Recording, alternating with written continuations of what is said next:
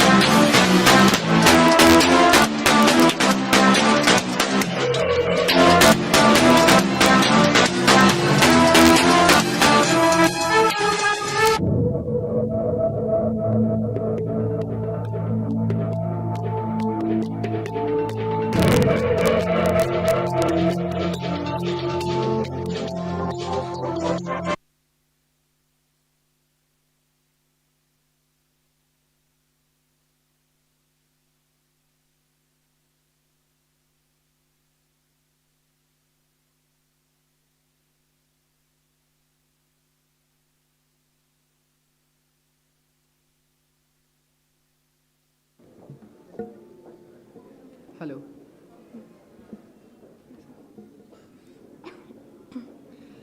I thank you for consenting to our request and making time to attend this event. I request everyone to put their phone on silent. A very warm welcome to one and all present here today for the HR Conclave on Talent Attraction and Retention, Battling the Great Resignation. A hearty welcome to our Honorable Trustee, Shri Pankaj Bhujbal Sir, our Senior Management Representative, Mrs. Vishakha Bhujbal Ma'am, our Director, Dr. Swati Lodha Ma'am, Mr. Rao Saab Kangne from HRFI, Mr. Prabhir Jha, Ms. Ankita Rudra, Ms. Sonal Jain, and all the other HR professionals, guest speakers, faculty members, and students present here. This is Sheikh Bilal, and my co-hosts here, Janice D'Souza, Shreya Vanage, Pratik Bajpai, students here from MMS HR, MET Institute of Management. It gives us immense pleasure to host this event, and we are grateful to the institution for giving us this opportunity. The Mumbai Educational Trust was founded in 1989 and is made up of 21 renowned institutes with campuses in Mumbai and Nasik. It is a leading educational establishment which provides a variety of university-accredited and independent courses. We are committed to providing students with high-quality education. Students receive round-the-clock training in addition to the curriculum and projects.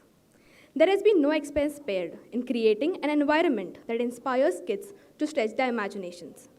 Thousands of students and faculty members have contributed to MET's success. As a result of all this, MET is ranked the 4th best B school in Mumbai and 28th best B school in India. In front of Goddess Saraswati, we are making a representation of all our collaborators, the student community, the mentor fraternity, the faculty, and the trustees. May Goddess Saraswati give us strength and foresight to continue our legacy of having and enterprising a successful journey ahead.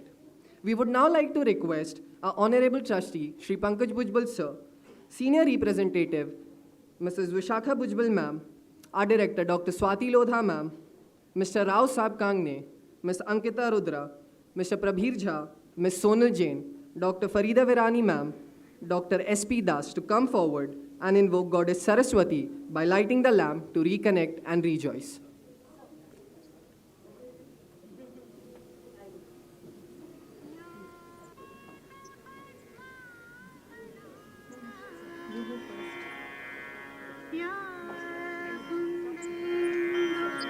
तुषारहार धवला या शुभ्रवस्त्रावृता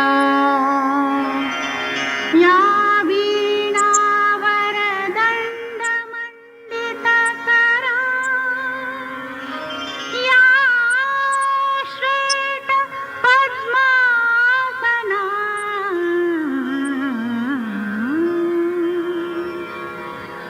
या ब्रह्माच्युतशङ्कर प्रभृतिभिर्देवैः सदा वन्दिता सा मां पातु Saraswati Saraswati Bhagwati निःशेषजा.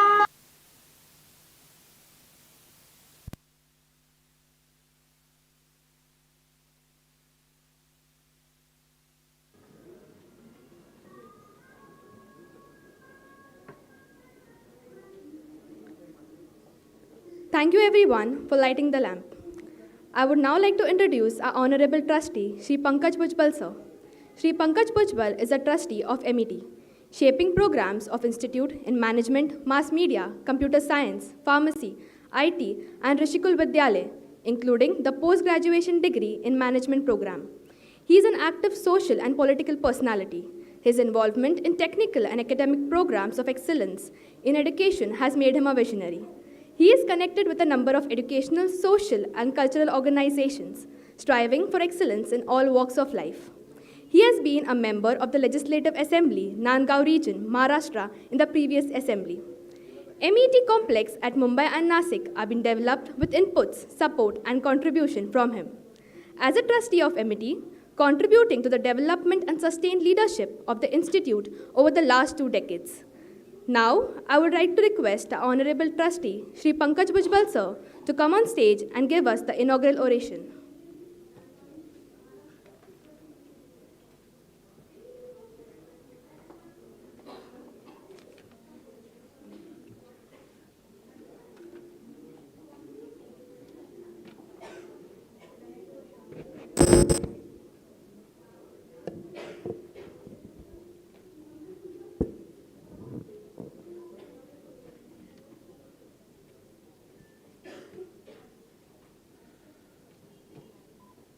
Respected dignitaries of the HR fraternity, all HR practitioners, Dr. Swati Lodha, MET family of staffs and students, a hearty warm welcome to all of you who have taken out time today on a Saturday afternoon.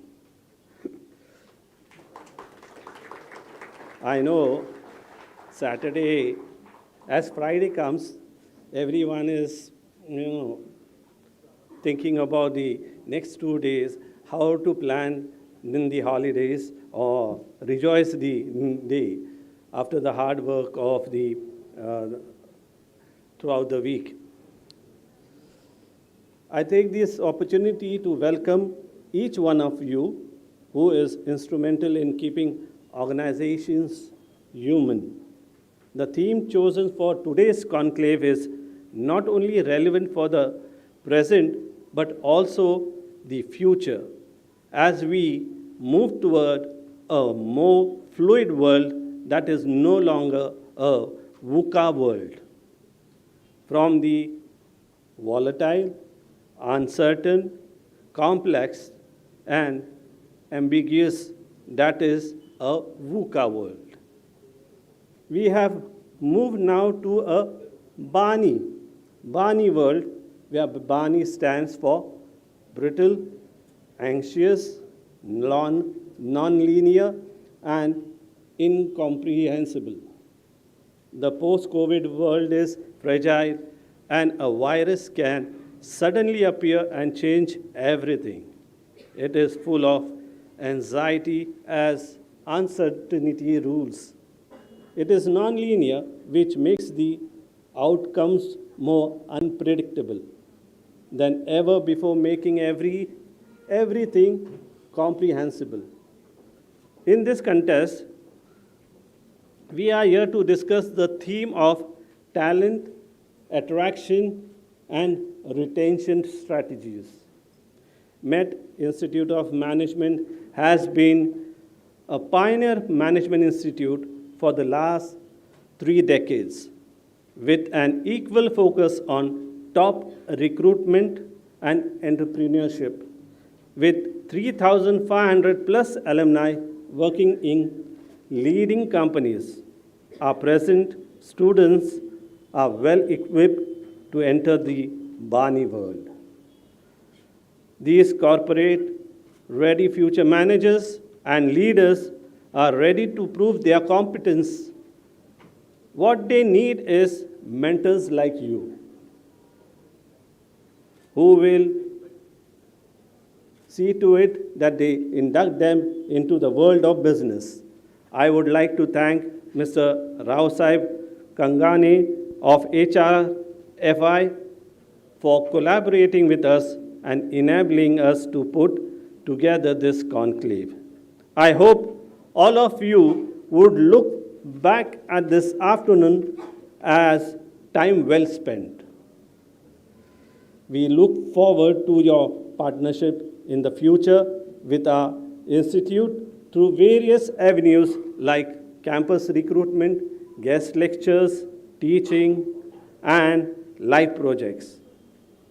Academia can offer customized training through MDPs for your team, as well as provide consulting for many of your pressing problems.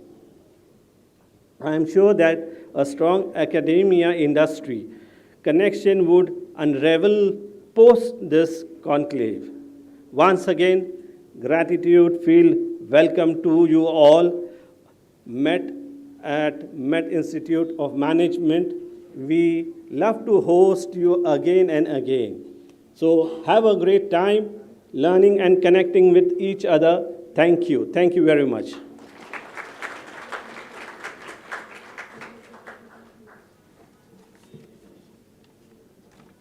Thank you, sir, for your gentle and valuable words. Now, I would like to introduce our director, Dr. Swati Lodha ma'am. She is an educationist, author, social entrepreneur with over 24 years of experience in transforming lives. She has coached 10,000 plus corporate executives and young minds directly and touched millions through her best-selling books. She has earned herself many awards such as Jito, Businesswoman of the Year Award, and so on. I would like to request our director, Dr. Swati Lodha ma'am, to come forward and welcome everyone.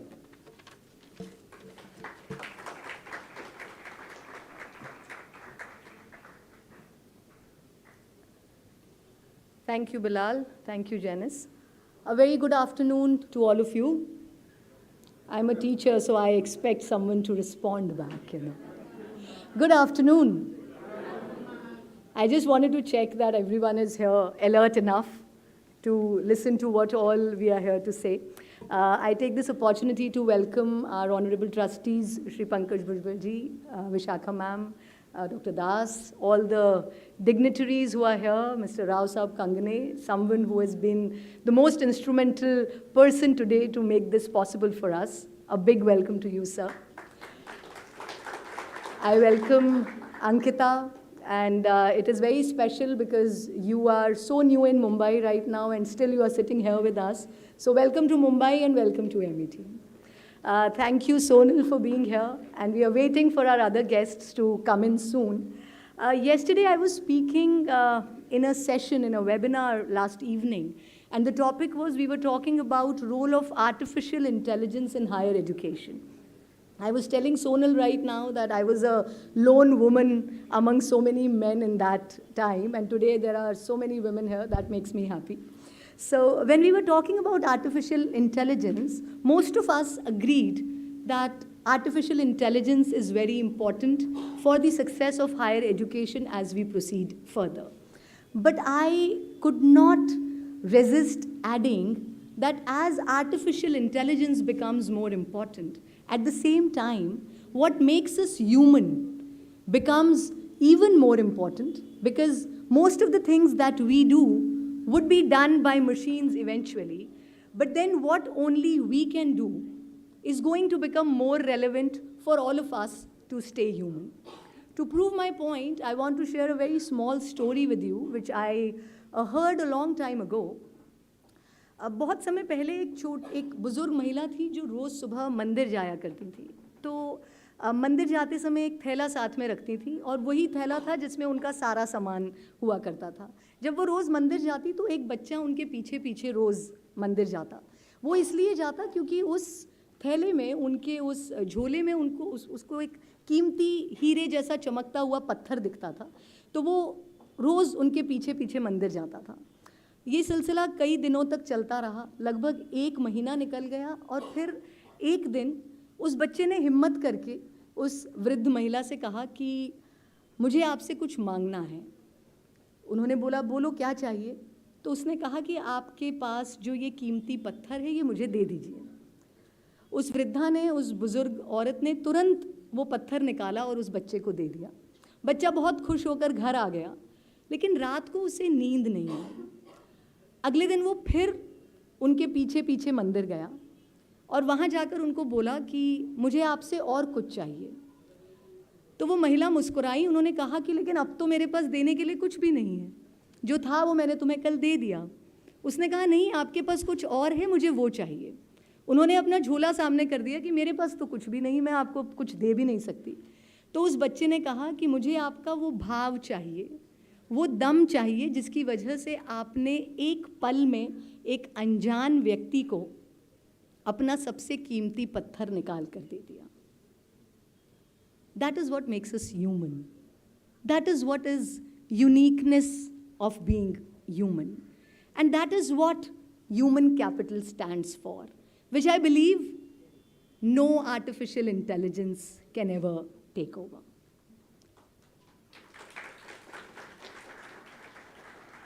Though I have been in touch with the HRs of various organizations in different roles that I've been playing through doing a lot of corporate training workshops on authentic leadership, on design thinking, on parenting. But today, as director of MET Institute of Management, I want to take this opportunity to introduce to all of you our most valuable resource, our students, and how we have been preparing them to be useful to organizations like yours.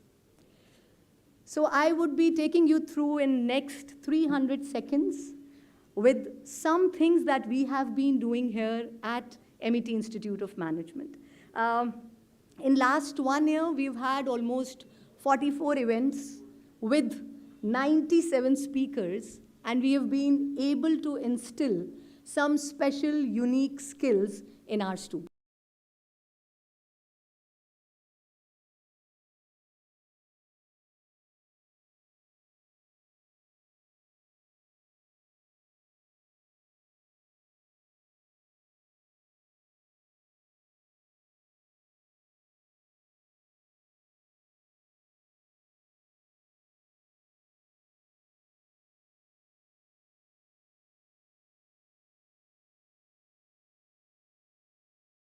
How to become risk takers. Research and development is at core of what we stand for. And as a result, our PhD center, as well as the journals that we take out, are enough for our students to understand the importance of research and development. And I'm very proud to say that our students are very, very well versed with not only writing research papers, but we are also starting with a student's journal from this year. That would be completely taken care of by students. Peer learning is something that we focus on beautifully, and our students here, they continuously communicate with students from different IIMs, different top-tier management institutes, because we organize a lot of events, and not only we organize, but we participate in a lot of them. And so peer learning becomes one of the cornerstones of learning at this institute.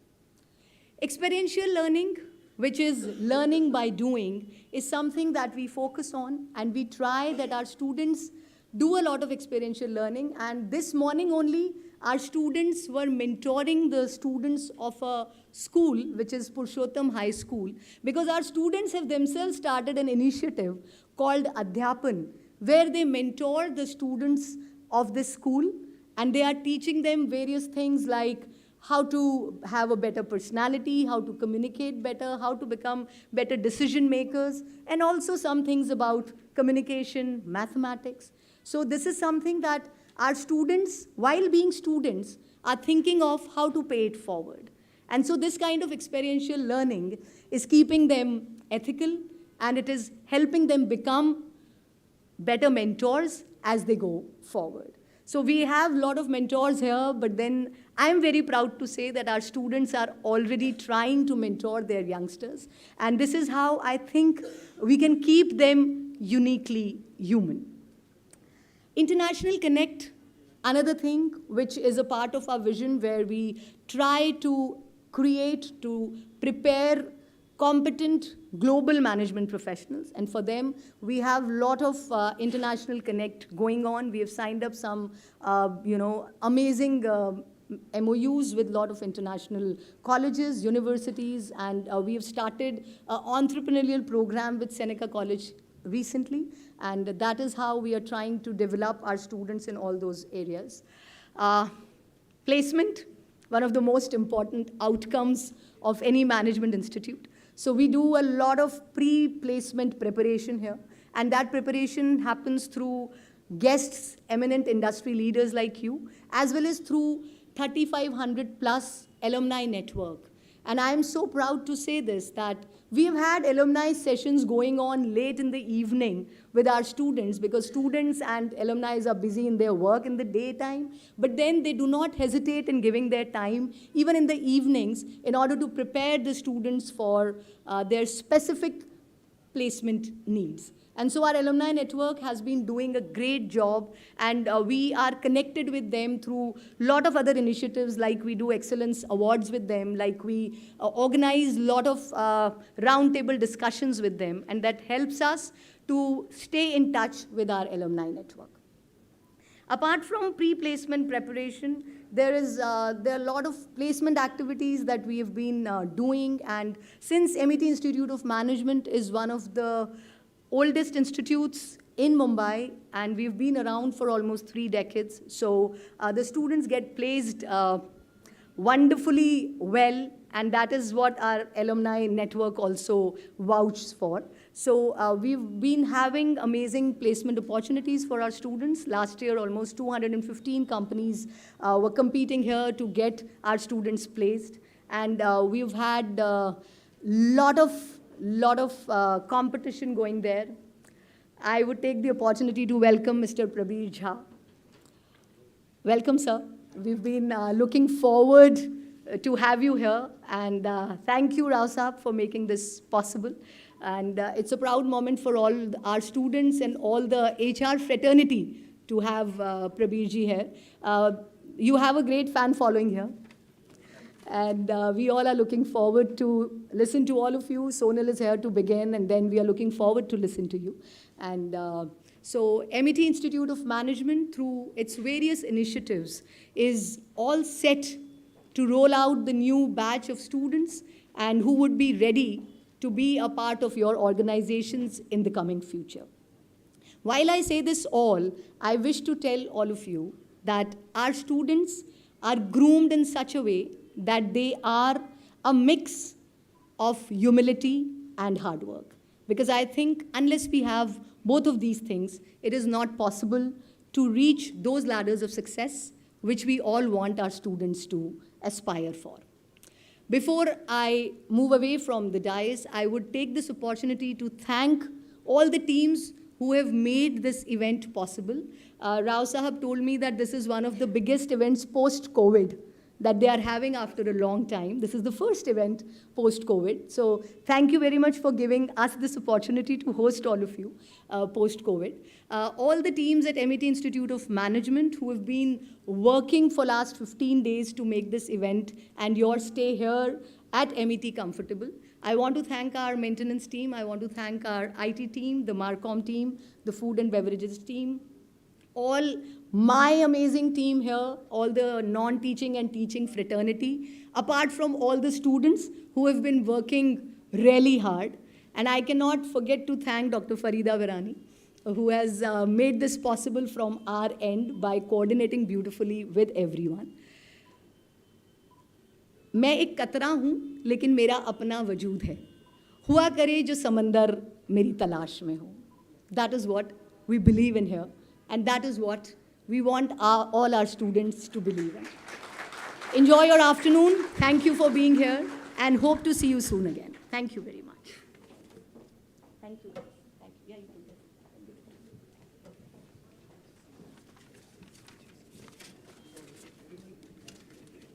Thank you, Swati ma'am, for inspiring words and a warm welcome. Many of us looked into 2021 to bring us something better than the previous year. And yes, it did, in many ways. Post-pandemic, the economy rebounded more quickly than ever. People found new jobs, and many companies grew by large margins. Additionally, many businesses began returning to office, at least in part, which brought feeling to normalcy. But 2021 brought its own challenges, the Great Resignation. All over the world, workers have been leaving their job in record numbers since April. Most citing the reason, better work-life balance. With this in mind, as we head into 2022, company leaders are focused on creating a good employee experience and nurturing company culture, especially in a hybrid work environment. Today, we are honored to have with us successful HRs from different fields, such as business service, financial service, marketing, consultation, entrepreneurship, and so on. I am glad to announce that this HR Conclave is in collaboration with HRFI, which is India's largest HR professionals group consisting of 13,700 plus HR professionals. And with this, it's a pleasure to introduce Mr. Rao Saab Kangne from the Managing Committee of HRFI. Mr. Kangne started his career trajectory with Shaw Wallace Company Limited as a plant HR and then worked with Radico Khaitan Group as an HR head. He has served 12 years of his career with Kotak Mahindra Bank as VP HR, and currently he is the Senior VP HR in Kotak Mahindra Bank, serving of total 14 years with this company. He has 25 years of HR generalist in plant corporate and HRIR in manufacturing and service sector. We now like to call upon stage Mr. Kangne, and we request our Honorable Trustee, Shri Pankaj Bhujbal Sir, Senior Representative, Mrs. Vishakha Bhujbal Ma'am, our Director, Dr. Swati Lodha Ma'am, to felicitate our guest, Mr. Kangne, with a flower bouquet and a memento.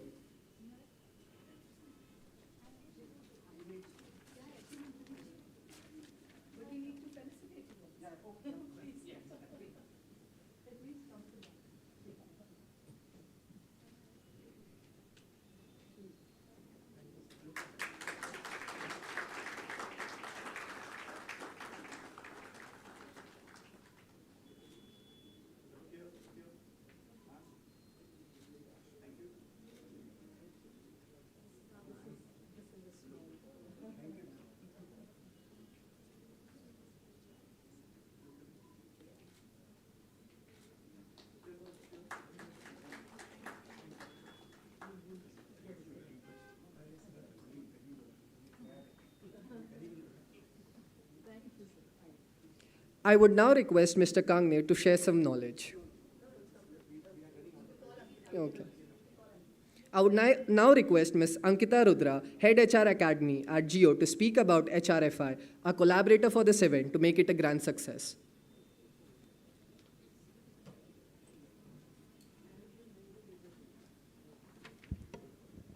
Hi, good afternoon. A very warm welcome to today's event.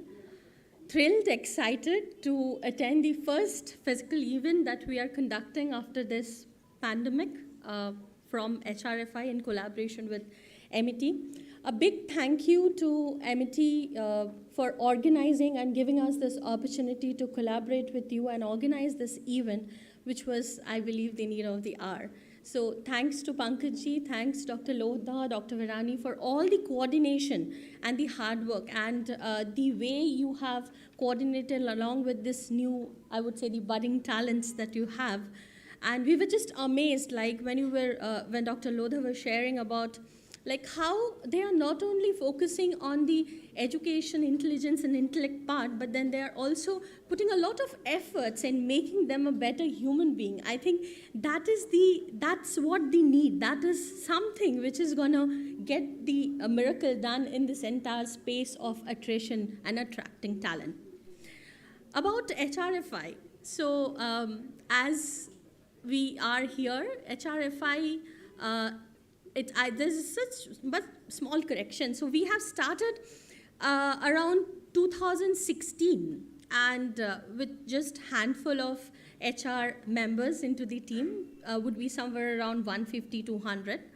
And today as we stand here in 2022, I'm proud and I feel very happy to share that we are 90,000 plus members in all across our social media platform. So I think it's an amazing journey that we have been through.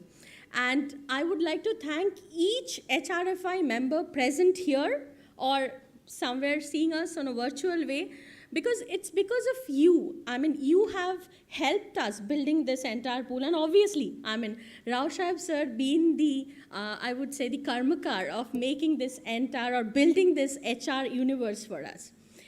HRFI is, I would say, a non-transactional function or a community wherein we stood by each other whenever there's a time of need. Whenever this pandemic, when hit it so bad and there was a complete disruption, people were in a lot of an ambiguity. There was a lot of, I would say jitter, fear, how it's gonna shape up.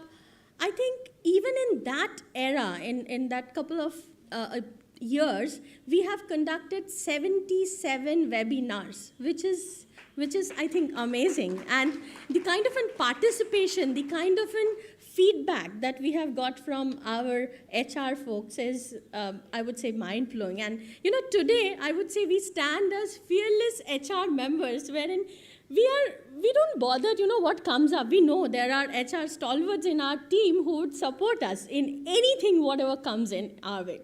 So thank you so much, Rao Sahib sir. Thank you so much, all the members who supported us into this journey. As the topic is there for today, attracting the right talent and retaining, I believe that this is something every day, I mean, from 9:30 a.m. to, I would not quote the end time because that's something which is not decidable.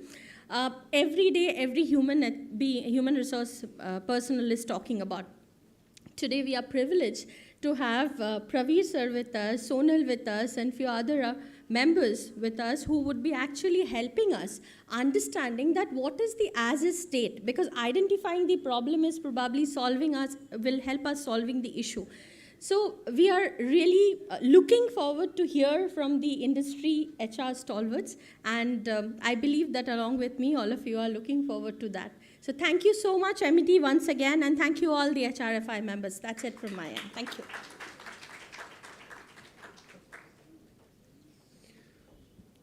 Thank you, ma'am.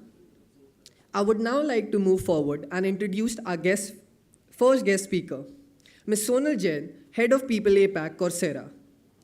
Ms. Sonal Jain did her MBA in 2005 from UBS Punjab University and then in 2013 Strategic Human Resource Management from the University of Michigan, Stephen M. Ross School of Businesses. Her journey started as an HR head for a global business unit at Wipro Technologies and also led an employee acquisition project in US. She is currently the Head of People APAC at Coursera. We request our Honorable Trustee, Shri Pankaj Bhujbal Sir, Senior Management Representative Mrs. Vishakha Bujbal ma'am, our Director Dr. Swati Lodha ma'am to come on stage and felicitate our guest Ms. Sonal Jain with a floral bouquet and a memento.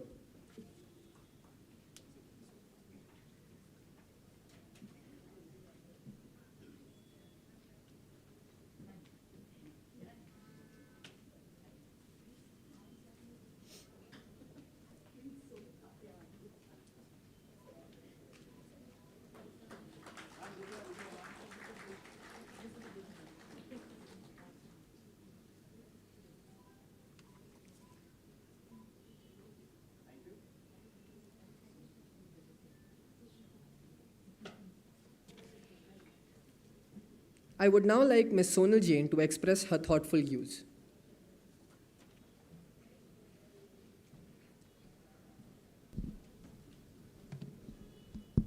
The previous slide, please.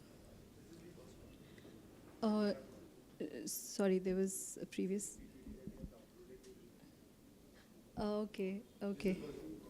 Okay, no worries, not at all. So, Kabir, you have, Prabir, you have a lot of fan following, I must say that. Many of us have grown sort of hearing you and sort of learning and so on. First of all, very, very, very warm welcome. It is so heartening to see everybody in person. I always keep thinking that sometimes there are life events, sometimes something happens in our life and it shakes us as individuals. But I think COVID almost shook the entire world. To think about something very different that we haven't thought in the past.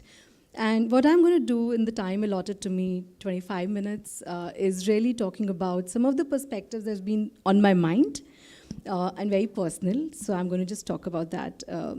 I don't know why, but the first slide is not here. I'm sorry, but I'll still talk about it. A couple of days back, I was going around through my morning walk, and I'm very fascinated with snails. I just find them very sweet. I find them very fascinating. And earlier, 2 years back, I used to actually pick them on leaf, and I used to put them on the side, because I used to feel somebody will actually step on them. And then I realized, actually, I'm doing something wrong, because that's not their journey, right? Their journey is to be where they are. And this is a world of coexistence. So actually, I stopped doing it after that. But I'm still fascinated with snails. A couple of days back, I found this really nice snail sort of walking by. 10 minutes later, I would have done X number of rounds. Doesn't matter how many rounds were they. And then I saw a snail covering a few inches. It doesn't matter how many inches they were. And then I stopped back to think that, the two worlds are very different. My world is very different from the snail's world. And hence, it just stuck my mind of how sometimes we want to see everybody in the same world that we are in. And that, to me, was my first learning. The second learning, to me, was around, the snail actually got stuck somewhere at the edge. So I kept thinking, should I pick it up? Should I not pick it up? What's happening with the snail? And I didn't know whether it's a pause for the snail. Has snail taken a pause for rest? Whether snail is actually stuck, or whether it's actually going to just be there for a while, right? And because I can't understand snail's language, and snail cannot understand what I'm thinking, so I just told myself it's just good to trust at that moment. And whatever I feel in that moment, I'll do. And I felt I should just leave it where it is, rather than actually now picking it up and putting it somewhere else. And it actually sort of just helped me understand, once again, the different perspectives that we live in currently. I want to show, and I really want to hear from the participants here, from every one of you who's here. Can you tell me how many pictures are there on the screen? Any quick guesses? 1, 6. What else? How many pictures are there? Sorry? Infinite. Okay. What else? Any guess? 7. 6. Okay. So there are almost like 9, if I'm not wrong, on the picture. The second question, how many overlaps are there on the screen in the pictures? 8. 6. They're almost like 12, right? Some overlaps we can't even see here because it's a picture on a picture, right? And again, when I look back in the organizations, I think we all are experiencing the overlaps. Sometimes we don't understand. Sometimes those overlaps are so beautiful and magnificent. And hence, one of the things I strive to do is to understand what are the overlaps between different work that people do at different point in time. May I request the next slide, please? What do you see here? Any quick guesses? Sorry, can I have some mics at the back? What do you see here? Different shapes, perspectives. Yeah. What else? I can't hear anybody from the seat. I see a hand up. I'm not moving ahead. My 20 minutes can be just on this slide.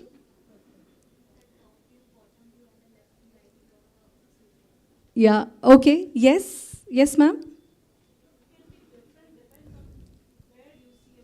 Where do you see it from? So if you just help me with one more click, please. Yeah. All of you are right? It's a very different perspective, and hence in an organization, how do we enable our people to see different perspectives across? And if I move to the next slide, what do you see here? Perception. What else? Viewpoint. Yeah, looking from another's perspective. Different perspective. I can still walk across. I can choose one of you to say, what do you think? What do you think? Different perspective only. Different perspective only. If I can just have a click.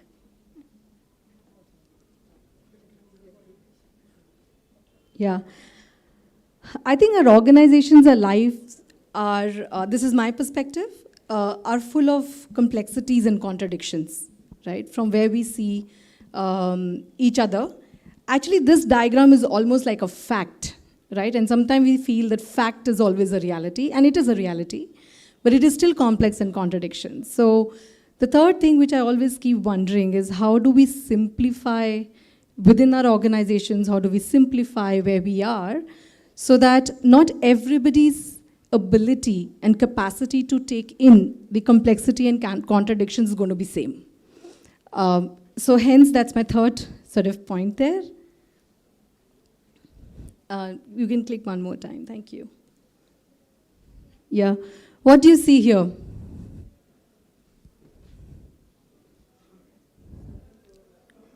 Sorry? Overlaps, what else?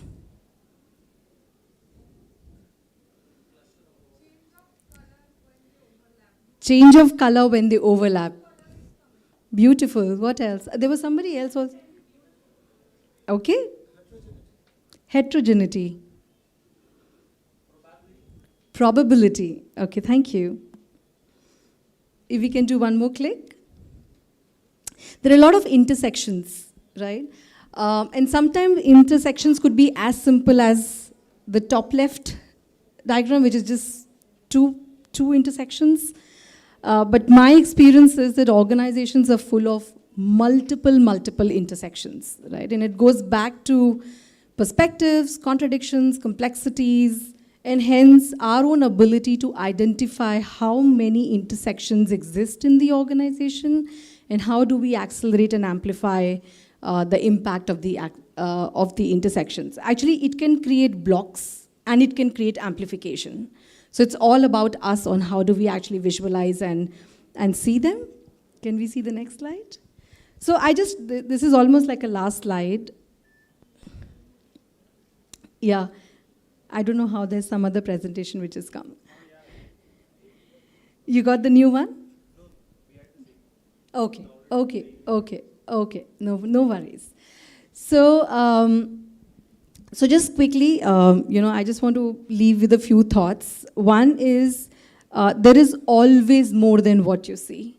I think we all know it, but just I would say acknowledge it, accepting it is something for me, it's an everyday event. It's not so simple, right? There's always more than what you see. There is a saying that recently somebody told me, there is a serenity prayer which talks about God give me strength to see what I cannot control and what I can't understand. And maybe that's wisdom, right? So really about there is always more than what you see. Life is full of perspectives. It is full of complexity and contradictions. It is full of intersections. And hence, I think for each one of us, to really focus on what's the unsaid and unheard. I think a lot of times we all work towards what's said, what somebody said, how somebody responded, what are the demonstrated behaviors.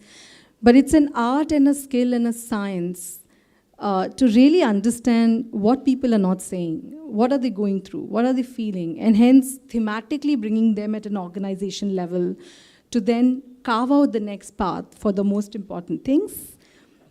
Empathy, I did a global role a couple of times, and I think for me the biggest learning of all my roles has been that everybody as a human being asks for respect and dignity. That's it. Whichever culture you are, wherever you are in the world, respect and dignity comes first. Everybody wakes up in the morning to say, I'm going to do something good. I'm going to change something for betterment. It's how we then respond, what we go through, sometimes makes the impact negative or positive. And hence, empathy is something, again, I'm learning, but something which is so critical in our lives, especially as professionals. And finally, it's all about resilience. I had a life event once which actually shook me in terms of whether you exist or you don't exist. And I remember asking my doctor, saying, but why did this happen? Why did that happen? And doctor said, you know what? When you don't have an answer to a lot of whys, just think it's your destiny. It happened. Take a step back. It's okay. I watched the raindrops for a month in the hospital, just lying on the bed. Doctor just used to tell me, first of all, you got to get okay. You got to first walk. You got to first be human, as you were before, and so on. And for me, I think this is a huge, huge value that human beings have, so much innate. When I had that event, it took me 3 years for somebody to tell me that you are resilient. Because I felt, no, I'm not resilient, I could have done better, maybe it was my fault, maybe it was this, maybe it was that. But I remember somebody actually standing up to say, you're resilient. And I said, no, I don't think. I think it was okay. I did it. But I think this is a huge human value, which has never been so much in the forefront, especially in the COVID times. My heart goes out for hundreds and thousands of people who have lost family members, who themselves have struggled. Even today, Rao Sahib and we were discussing, there's so many of our panel members who are sick, unwell. They've been wanting to be part of this forum, and hence we never know what's going to happen in the next few moments or the next day. And hence, I think resilience is something that I would urge for us to just go inside and continue to feel powered with, because that is something which defines us as individuals. And when we are resilient, our organizations will be resilient. And when organizations are resilient, we will be resilient, right? So they are all synonymous for each other. And I think everything is for you. Everything is for you. There's nothing else for anywhere else. And I think I shared like a different deck, but there is a last slide there. Yeah, yes. So I personally believe, I'm again very fascinated with kaleidoscopes, because I feel it is so beautiful when you see the formation. Sometimes I felt maybe I'm seeing broken glass, and sometimes I feel this is so beautiful when it comes together. I have 2 personal beliefs I was sharing with ma'am before. One, I do feel HR can change the world. That's my fundamental belief, not that I'm able to do it every day. But I think HR can change the world because we can see different perspectives, we can help the businesses, and so on. And second is, my personal belief is every single organization is so beautiful. Every single organization fundamentally and foundationally wants to do something good. I've never met somebody who's actually started up to say, hey, you know what, I think I'm going to do something wrong and then have my organization. Everybody starts off with a very, very trustworthy intent. We need to just find out where is the intersection, what's the complexity, what are the contradictions, how do we come together, how do we make it meaningful, and hence, what's the value that we create so that when the time comes, everybody is resilient. We can look back, A company versus B company, it's all short term. I think what happens is really the long term with everyone else. So that's my last slide, but I just wanted to leave you with this thought that kaleidoscope is very beautiful.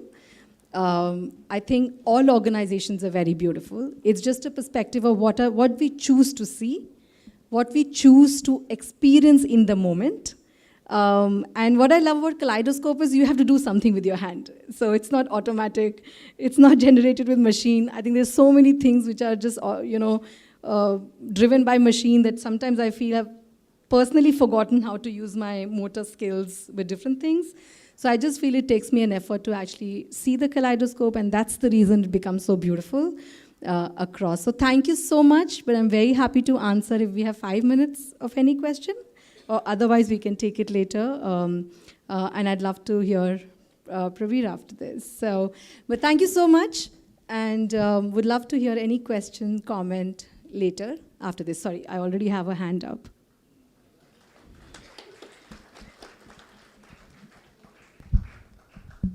Ma'am, you talked about being resilient in tough times, but in this times when the attention span is so less and people want immediate results, so how to actually be resilient and put consistent efforts? Sure. I would just say it comes with practice. Again, I'm a big believer of hard work and practice. I think there's no shortcut.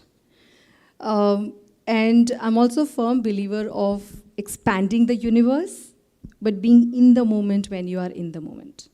And just a small example, I actually last year did 5 jobs at the same time in my organization. Some were India, some were Asia Pacific, and so on. But the joy and magic I found is only when I said, out of those 5, I will plan my day and be very disciplined about it in terms of what do I concentrate on, because I have had made a commitment. And I think, again, making a commitment, staying disciplined is really something that I would urge from a practice perspective. Otherwise, attention span will, it's always a little lower than anything else. Yes. You can actually call me Sonal. A lot of young girls, after getting married, their priorities actually changes in life. So from career, the focus goes to kind of handling the family. So at that point in time, what will you suggest to those girls who kind of drop out from their careers after marriage, maybe because of the circumstances they face, and how do you, what is your recommendation in terms of resilience to these girls? Yeah, thank you for asking. It's a very passionate topic for all of us. We actually did a program day before yesterday, and I actually saw 50% of our colleagues being women managers. And we had such heartening stories, because I think it is always an effort. There is an effort, and that's what you're asking for, right? I would just reflect back and say 2-3 things. It might not work for everybody, but things that we've been thinking about. I think one is we need a lot of people to see that somebody else can do it, because it gives you strength. It gives you the courage to say, yes, I can do it. I never believed so much in sort of role models in the past, but more and more I hear everybody, I feel it does make a huge difference. So that's one. Second is you are at the center, right? But others are also at the center. And hence, definitely a lot of work around what's working, what's not working, making it real. And then establishing the resources to help the person to be able to work. Right? That's the second one. Sometimes you need support system. Sometimes you need just people to be your allies and say, yes, we're going to go 2 steps ahead, but let this person work. Right? So that's the second one. The third one is, I would say that we are not individuals only, right? It's almost like a society which moves together, and hence we have to take everybody along with us. So really understanding who's influencing your family, who's influencing, who's the influence voice? Because sometimes the influence voice is very far away, but the family might get influenced, right? So some are facts that we can take care of. Some could be just influence that we can take care of. I want to acknowledge the reality, because sometimes it does seem that there is no other option, right? It does seem that, there is no other option in that moment to actually take that career pause. I usually call it a career pause. But again, ensuring that, if you want to work back again, then what's the in-way back to the organization world? And I think there is multiple organizations which are doing phenomenal work of having women who have been on career pause, right? So I think it's a very short answer to your very deep question, but I think the whole ecosystem has to work. But at the end, I would also acknowledge that there are realities that we cannot ignore currently, right? So the response would be very different in different situations. Okay, so thank you very much. And if there is any comment, question later, happy to answer it. I'm here till the end.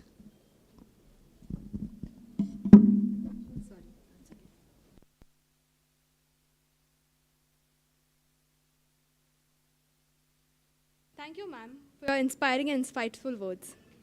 Now, I would like to introduce our next guest speaker, Mr. Prabir Jha, founder and CEO of Prabir Jha People Advisory.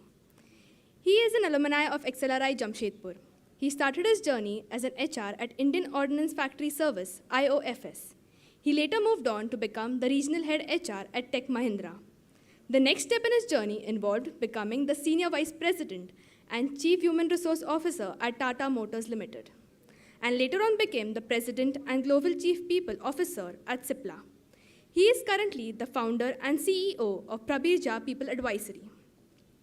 We request the Honorable Trustee, Shri Pankaj Bhujbal Sir, our Senior Management Representative, Mrs. Vishakha Bhujbal Ma'am, and our Director, Dr. Swati Lora Ma'am, to come on stage and felicitate our guest, Mr. Prabir Jha, with a flower bouquet and a memento.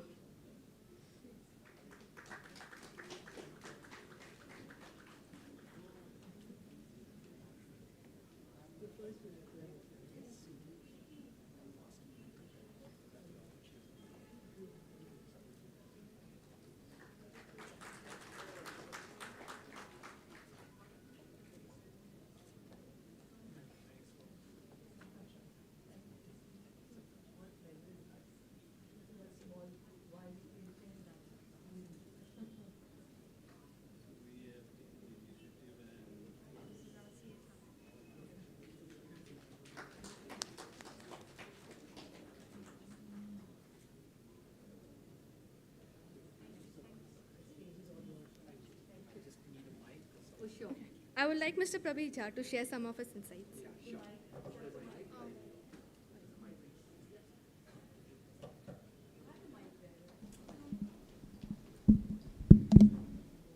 Good afternoon, everyone. The guys at the back, can you hear me? I like that cheer. Very good. It's not a comedy show, though. So delighted to be here, and Rausab, thank you for inviting me, and MET, thank you for being here, and what a lovely start. Swati, you spoke very well. I loved your thoughts and the way you articulated it. I think we have about, 30 minutes? Yeah, roughly. So, what I'm going to do is, I'm not going to give you any mantra of how to solve attraction retention challenges, right? Because that's a separate invoicing business, right? So I'm not going to, because now I'm not an employee, so I've got to kind of make sure that, So I'll give you a little more, and since I'm in an academic institution, more a strategic Gyan perspective, and put the entire subject in context. Because I believe that, for someone who's worked all the way from the civil service, through some of the largest Fortune 500 companies in India, to now running my own entrepreneurial advisory, helping startups, helping large-scale companies in India and abroad, there are certain truisms which are very important. And I think for all of us here, if we can get a little flavor and sense, and hopefully acceptance. You don't, by the way, have to accept with anything that I say. I'll only be sharing a perspective. It is not gospel, right? So there is no evangelizing here. But I believe that I would stand open to defend any rotten tomatoes and eggs if you were to throw it at me at the end of my session, right? So please challenge me, disagree, because wisdom is only in this conversation. It's not about any particular person's view. Please, let's understand that the biggest problem of attraction and retention that we are having is because of what is an IP-protected statement of mine. So if you ever use it, please give me IP credit. We are trying to solve a pediatric problem with a geriatric solution. That is fundamentally the problem that is there. Company after company, boards after board, chairman after chairman, startup promoters who talk to me, I tell them, the problem is your lens is not changing. And to that extent, I love the way you shared your perspective. If you don't change your lens, you will continue to do what Icarus always did. Flap his wings more and more and more till you finally drop dead. And I say this equally for very large companies, and I say this equally for small companies. So that's the first comment I want to make. The second comment that I want to make, talent is a moving definition. Even HR people, I will be honest to admit, my own fraternity, they don't understand this well enough. Or at least they don't understand it strategically enough. If you look at everything as a tactical response, you'll never win this war. You'll never win this war. And at least my HR colleagues who are here, it's a provocation and a take back for you guys. You've got to step away and revisit and rethink your paradigm. What is talent today may not be talent tomorrow. And for far too long have we lived in the world of labels. And the problem with labels is, I remember a time when I had come out of the civil service and I'd started my corporate tenure. Some headhunter called me and he said, some FMCG company wants my profile. I was new to this corporate game still. I still knew the civil service, the government a lot better. I shared the profile. 2 days later, the guy says, oh, but they need an FMCG background person. This is the bias unconscious of every enterprise that one would imagine. And I'm tired. I've fought this battle for the last 20 years in my corporate life, that everyone stands and talks about all the right big things on platforms like these, but when they actually work in their workstations, they only want a plug-and-play reality. If, therefore, your paradigm is about plug-and-play and you've typified talent up front, where is the opportunity for you to flex as the world changes? And you may be the chairman of a board, you may be a promoter, you may be a CEO, you may be whoever. You may be a young intern in HR. 99% people don't think different. And therefore, the common answer or question that I get asked is, Prabir, the guy is sitting with 3 offers, 200% hike, 50% hike, 70% hike. Assassins have always existed. I was a very good assassin in my corporate life. The joke was, if Prabir liked someone, that guy will work for Prabir, if not today, 10 years later. Because I am looking at the guy 3 steps beyond what that guy is thinking about himself or herself. So assassins will always be there. You have to be lucky all the time. And that you can be lucky only when you're able to understand the concept of talent as relevant to your reality today and in the conceivable visualization of time tomorrow. I, therefore, am not a great believer of also offering 35-year careers in the same place. Sounds counterintuitive. Prabir, touche, how could you say this? I don't. And I run a very, very powerful workshop in my own CXO life with the companies I headed HR at, and now in my own advisory work called the Career Design Workshop. I believe careers no longer need to be planned. It is dead. And for 15 years, I've been saying this line. Much before COVID, much before all the who and plow of whatever is happening today. You need to design your careers. You need to help individuals design their careers. Your job is no longer, so Papa does not know best anymore. People get shocked. Senior leaders get shocked because that is their source of largesse. Who are you to give away largesse? Why did I leave the most assured civil service job where millions of people try every year? I quit in 10 years' time. No president of India could keep me. I've headed HR of 2 Fortune 500 companies. No one in India has headed HR of 2 Fortune 500 companies. I quit them both. These are dream jobs from the outside. And I quit. I'm experimenting with something, not because I've retired, but I've chosen to get off the treadmill. The question is, do you understand me? And therefore, my third thesis is, learn to atomize experiences. No two individuals are identical. I, again, hate HR people when they say, Gen Z, millennial. For God's sake, stop jargonizing everything. Life is not so complex. How can two Gen Z be the same? A Gen Z of Los Angeles is not the Gen Z of Samastipur. Please understand. And these are very senior HR people who don't get it. It is about the person. And with due respect, it's not even about gender. That's why I don't like D and I. I like pluralism. Just because you're a woman does not mean you think different or you behave different. It is the individual.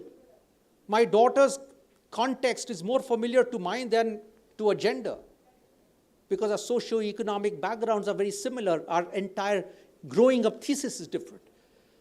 Therefore, my thesis from attraction and retention is who is or what is who.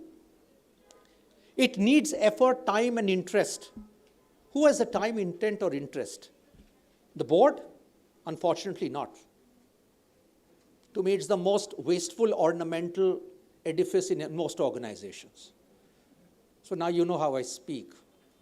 You don't have to agree with me. But someone has to show the mirror.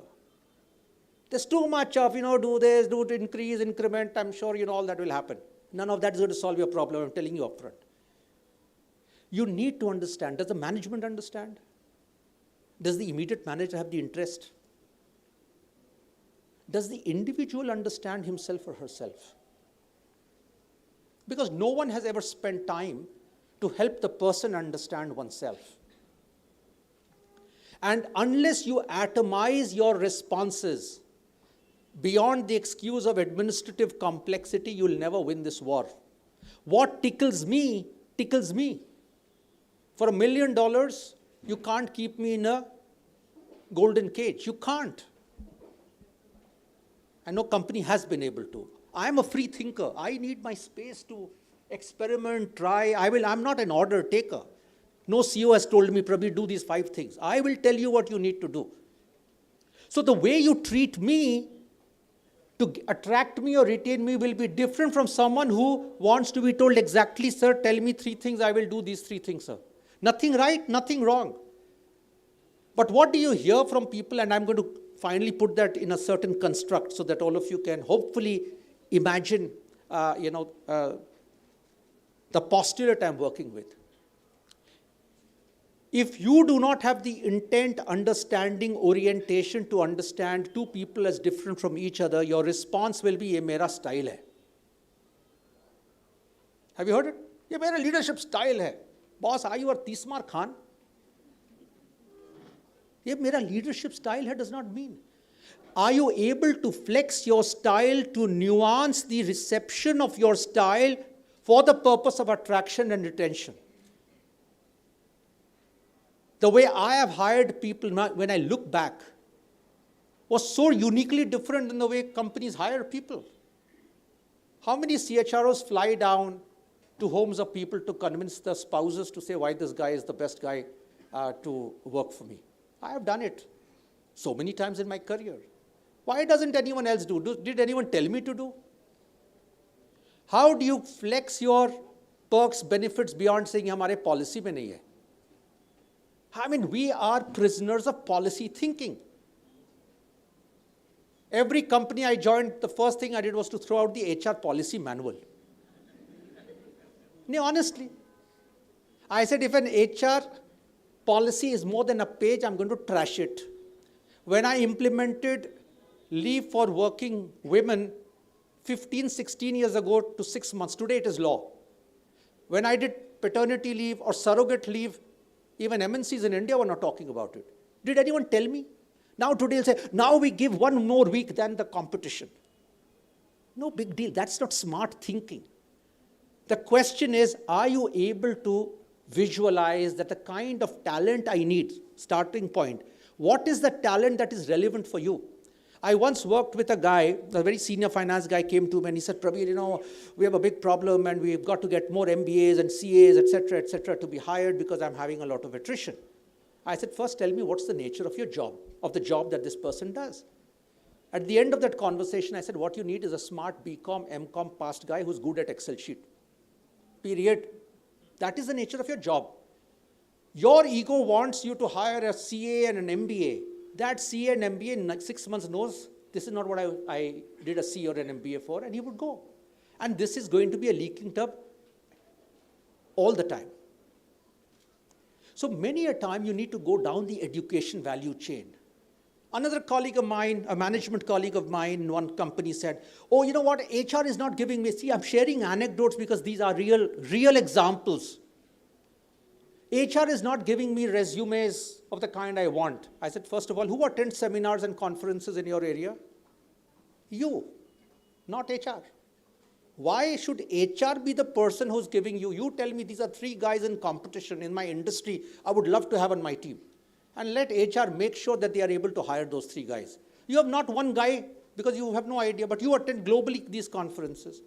They said, no, but you know, actually I need someone with 20 years experience. They're giving me with 15 years experience.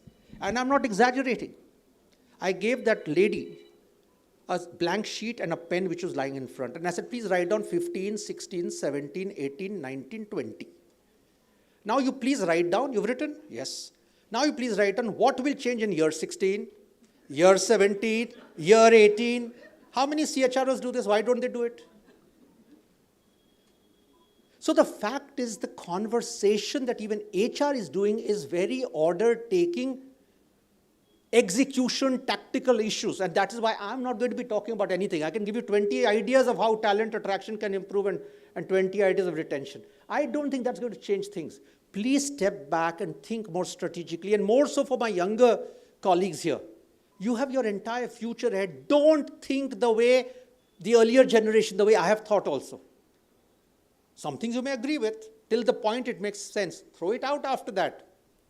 There is far too much of sir, ma'am, and I loved it, Swati, when you said that, please don't. I also say I've not been knighted by the Queen yet.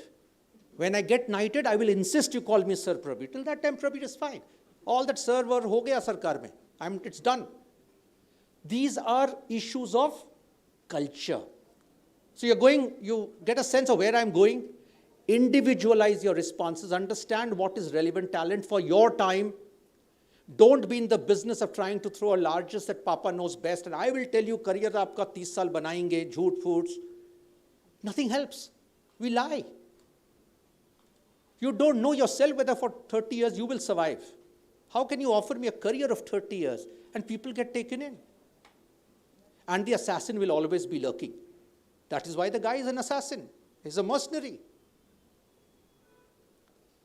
You cannot change the world beyond, but you can change the world within.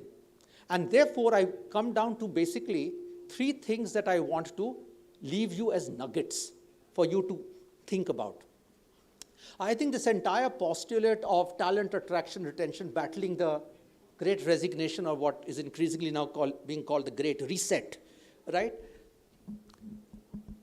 And let me be also a little honest. The media, the social media, these have all become realities of world. So even if a little thing happens, it gets magnified big time. Insurance has always had 60 to 80% attrition. What has Great Resignation got to do with it? But even insurance clients are like, but Prabir, in Great Resignation. I said, what Great Resignation? You were not at 10% and it has become 50% attrition. You were always at this. Pharma, same. Banking, same.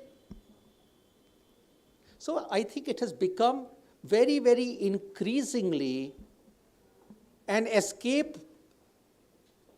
route, an alibi, an excuse for people to say, oh, Great Resignation ho gaya. Oh, everyone is having an offer in hand. Everyone has 2 offers in hand. None of which I personally believe is ever going to end. Learn and to live with the reality of what is going to happen. If it's 20% attrition will happen, 20% attrition will happen. Don't unnecessarily try to kill yourself by focusing on getting it down to 18%. Nothing is going to change. So please be practical. But the 3 things that I believe impact both the choice of destination, the choice of employer brand, the choice of reason for coming to an industry or to a company in an industry, beyond all the bread and butter reality, 5% zyada and all that. I mean, to me, those are tactics. It's absolute tactics. I don't even want to get there. First, so the 3 words, and then I'll explain 3 of them. Strategy, leadership, culture. There are only 3 things that you need to fully understand and understand strategically and without bias. What is your strategy? What is your ticket to win, not a ticket to play? Why should you win? Whatever business you're in the business of education, why should you be a flourishing place? Why would you win against A, B, C, D, E? Why would you do that? So the question to ask is, strategy is an issue of making choices. Where, what, and how. If you're not clear about this, there is no point getting into the discussion of talent. Because once you're clear where you want to play, what is your right to win, how will you kind of win, you will start saying, therefore, what is the kind of talent I need? Do I need to go higher, lower, lateral, deep? These are issues of choice depending on where you want to play. In what time frame do you want to play? Do you want to make or do you want to buy? Sometimes it's foolish to try and make your talent. It's far too expensive, takes far too much time. So forget whatever HR theory was taught in a business school. Be practical. Does it make sense? And sometimes you'll say, in any case, it makes sense for us to build our talent, protect our talent. But it is all dependent on strategy, because talent strategy will flow from your organization strategy. And unfortunately, there is not enough understanding, because anytime I ask a client, tell me your strategy, the guy starts off into a 3-hour session. You can't explain your strategy in 10 minutes, you can't explain to me in 3 hours. I'm not an expert in neurosurgery, but if you're a neurosurgery hospital, just tell me what's your strategy. You don't have to tell me the gory details of what my innards are like. I mean, it doesn't matter. So clarity about strategy is very, very, very, very important. And strategy, as is understood, appreciated by different levels of leaders and managers, becomes important because they themselves don't know. They have a very functional view of what the company is, or the organization. Why should I say a company? It could be any institution. What are you playing for? How are we going to intersect? Why does it make sense for me to build like for example, let me tell you, in almost every HR team I built in every company, I never hired people from the same industry, and I hired people beyond HR. Medical doctors, scientists, salespeople, R&D guys. Because for me, pluralism is, I want to get your perspective. HR, no one can teach me HR. HR to PhD karke aaya hu main. But it doesn't work. I want to know from you, what will work in a sales reality? Come. Now, incidentally, all the people who came to HR, I said, give me 3 years of your life. All of you will be better CEOs whenever you become CEOs. All of them chose to be in HR. They are all now CHROs of very big companies, which is a very fascinating function, and I completely agree with you. But strategy is very, very important. Please always ask and understand, what is the strategy? Why will you win? Don't tell me why will you play. Why will you win? और वो बहुत Aasan sawal hai, but it's a very difficult answer. Until you get with clients, I don't move to my organization advice till I have been able to get them completely clear in their mind of what is your strategy. Because everything else follows. So talent follows that. What kind of talent, in what time frame, blah, blah, blah. The second that is very important is culture. I have a very simple working definition for culture, and those of you who read my articles or follow me on social media would know. To me, culture is nothing but how individuals and collectives think, behave, relate, and deliver product service experiences which create value. It's all that there is, but it starts from your thinking. People say culture is, he's a nice guy, he's a nice company. Boss, there's no teddy bear activity here. There is nothing like a good culture or a bad culture. Are you a meritocratic culture? Are you a tenure-based culture? Are you a bhai bhatijawad culture, or are you, you can spin the wheel the way you want. Is it an accountability-based culture? Is it an innovation-anchored culture?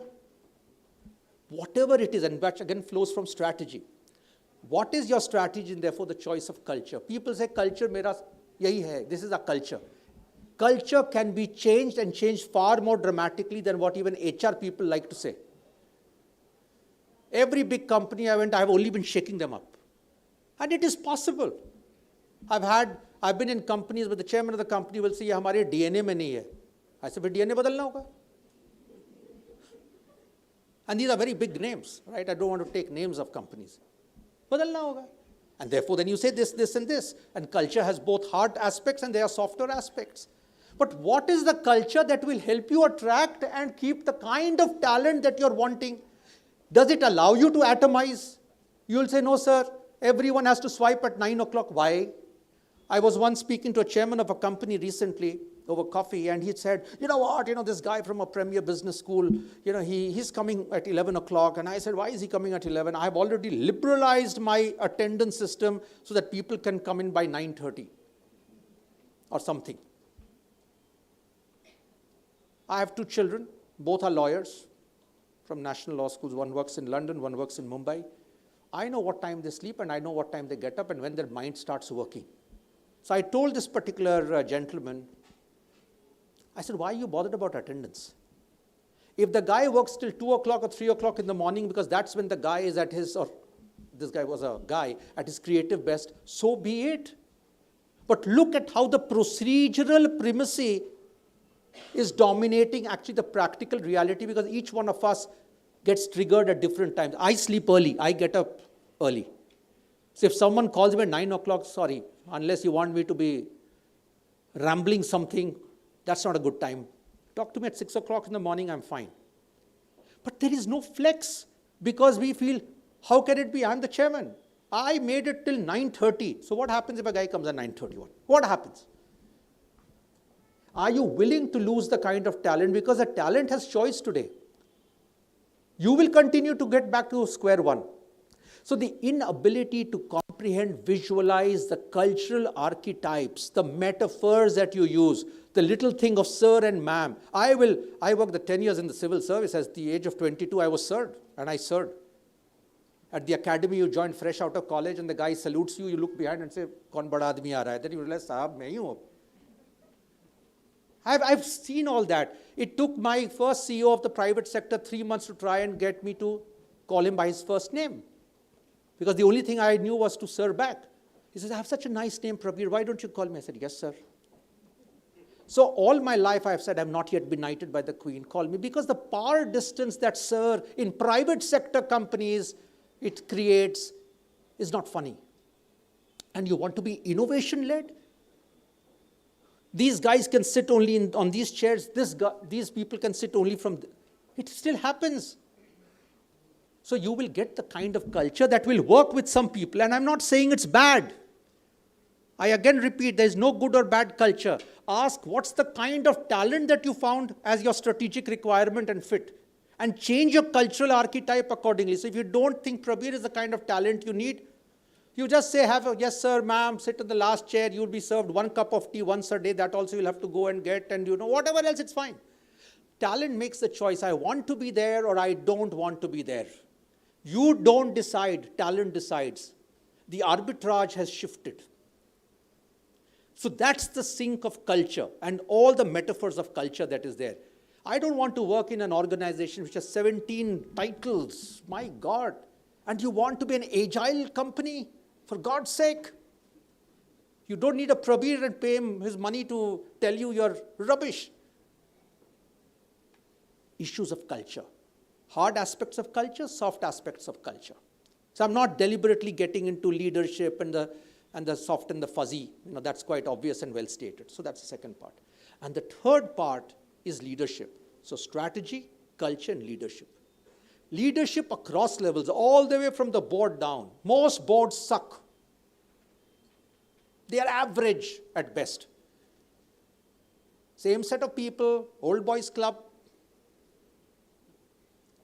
No diversity of thinking, sign on the dotted line what the promoter wants you to do. 99% boards, and that's one reason I don't accept board invitations. I said, I'm not going to just sign, because I will ask questions. I'll be your best friend, but your worst critic. But I'll not be your court poet. And therefore, the issue of leadership starts all the way from there. The promoters, the kind of company. There's a separate lift for the promoter, there's a separate lift for everyone else. Honestly, sorry, I'm not coming to visit you. Mr. Tata takes the same lift. Who are you? Small dimensions. This is a washroom only for level X and above. This is for everyone else. Why can't you have the best loose for everyone? नहीं वो नहीं use करना जानते, सीखेंगे. But everyone wants the easy way out. Plug, play. ये मेरा leadership style. I've given you a flavor of what I'm saying. So whichever, and recently I wrote an article in the Times, some of you can Google it, ABCDE of leadership. The challenge I find which hurts the cause of talent attraction and retention is we talk about leaders in companies, we do little about leadership in companies. I'll repeat, we talk about leaders, we don't do much about leadership. Honorable Chairman Sir, Falana Sir, Are boss, Mahamahim. Honestly, in today's world, with talent that of the kind that we are seeing, the most irreverent generation that humanity has ever seen, do you honestly expect them to be enjoying to work in companies which will say Mahamahim? They won't. But there will be some people who will be happy working in the Mahamahim reality. Do that. It is absolutely fine. So the fact is, every organization gets the leadership it deserves. I am so convinced about it. Every organization gets the HR it deserves. Finally. And therefore you lose the plot as far as leadership is concerned up front. Wrong leader, wrong HR, what do you expect downstream? I know of a company where a guy was hired and he left that company recently. He says, Prabir, I was rated outstanding, the highest rating, 3 years in a row. My compensation is exactly what was my joining offer letter. What is HR doing? In which world is HR living? Why aren't they speaking up? So leadership, and I'm counting HR as a dimension of that, I personally think it has become a very self-preservation reality. Leadership, HR. Where is talent? Talent to कहने के लिए है. The CHRO wants to preserve his job, his gadi, his sawari. How many people stand up and say, this cannot happen? So the sense of mediocrity which pervades the entire breadth and width of leadership, I'm not talking about functional competence, I'm talking about leadership, is a huge problem that companies are facing, including unicorns. Poor leadership, poor culture, high attrition, market cap dramatically drops. Follow newspapers, you'll know. The honest question about this entire thing is therefore, are we willing to be honest with ourselves? And that is the fundamental problem. Rest is all tactics. The fundamental problem is, are we honest about strategy? Do we get it right? Do we know exactly what is going to get us in play and to win? Therefore, what kind of talent would I need? What catchments, newer catchments should I look at? If you're hiring the wrong kind of people, most of our managers don't know how to hire. Correct? Most don't know how to hire. You sit through interviews, and I remember many years ago, I was on a campus with two business guys, and they were interviewing someone, and they finished and asked some questions, and the guy left.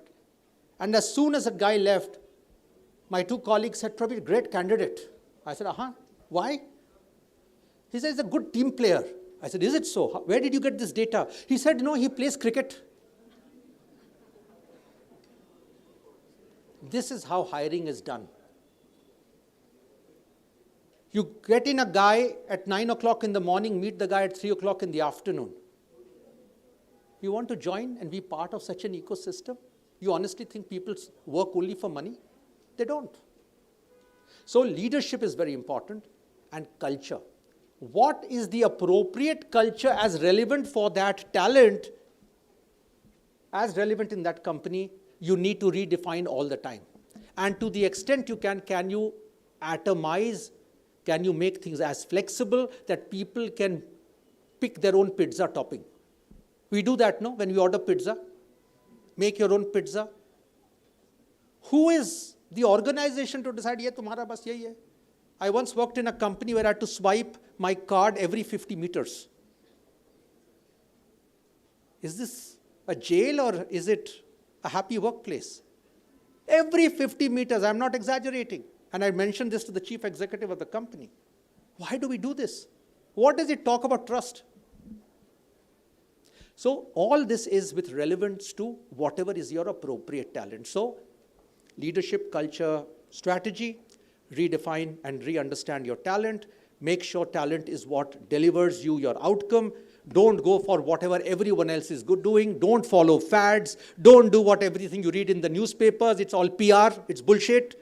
So please don't get overtaken by all these media campaigns or PPT on campuses. I've done it, so I know.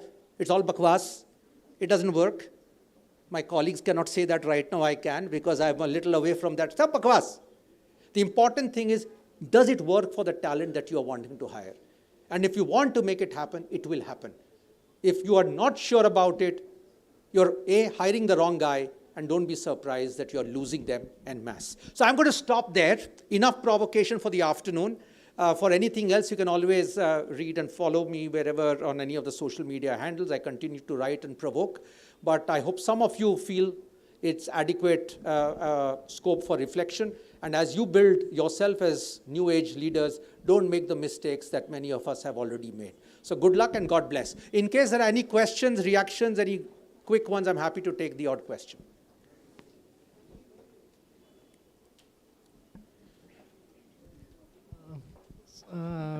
Good evening, sir. Good evening.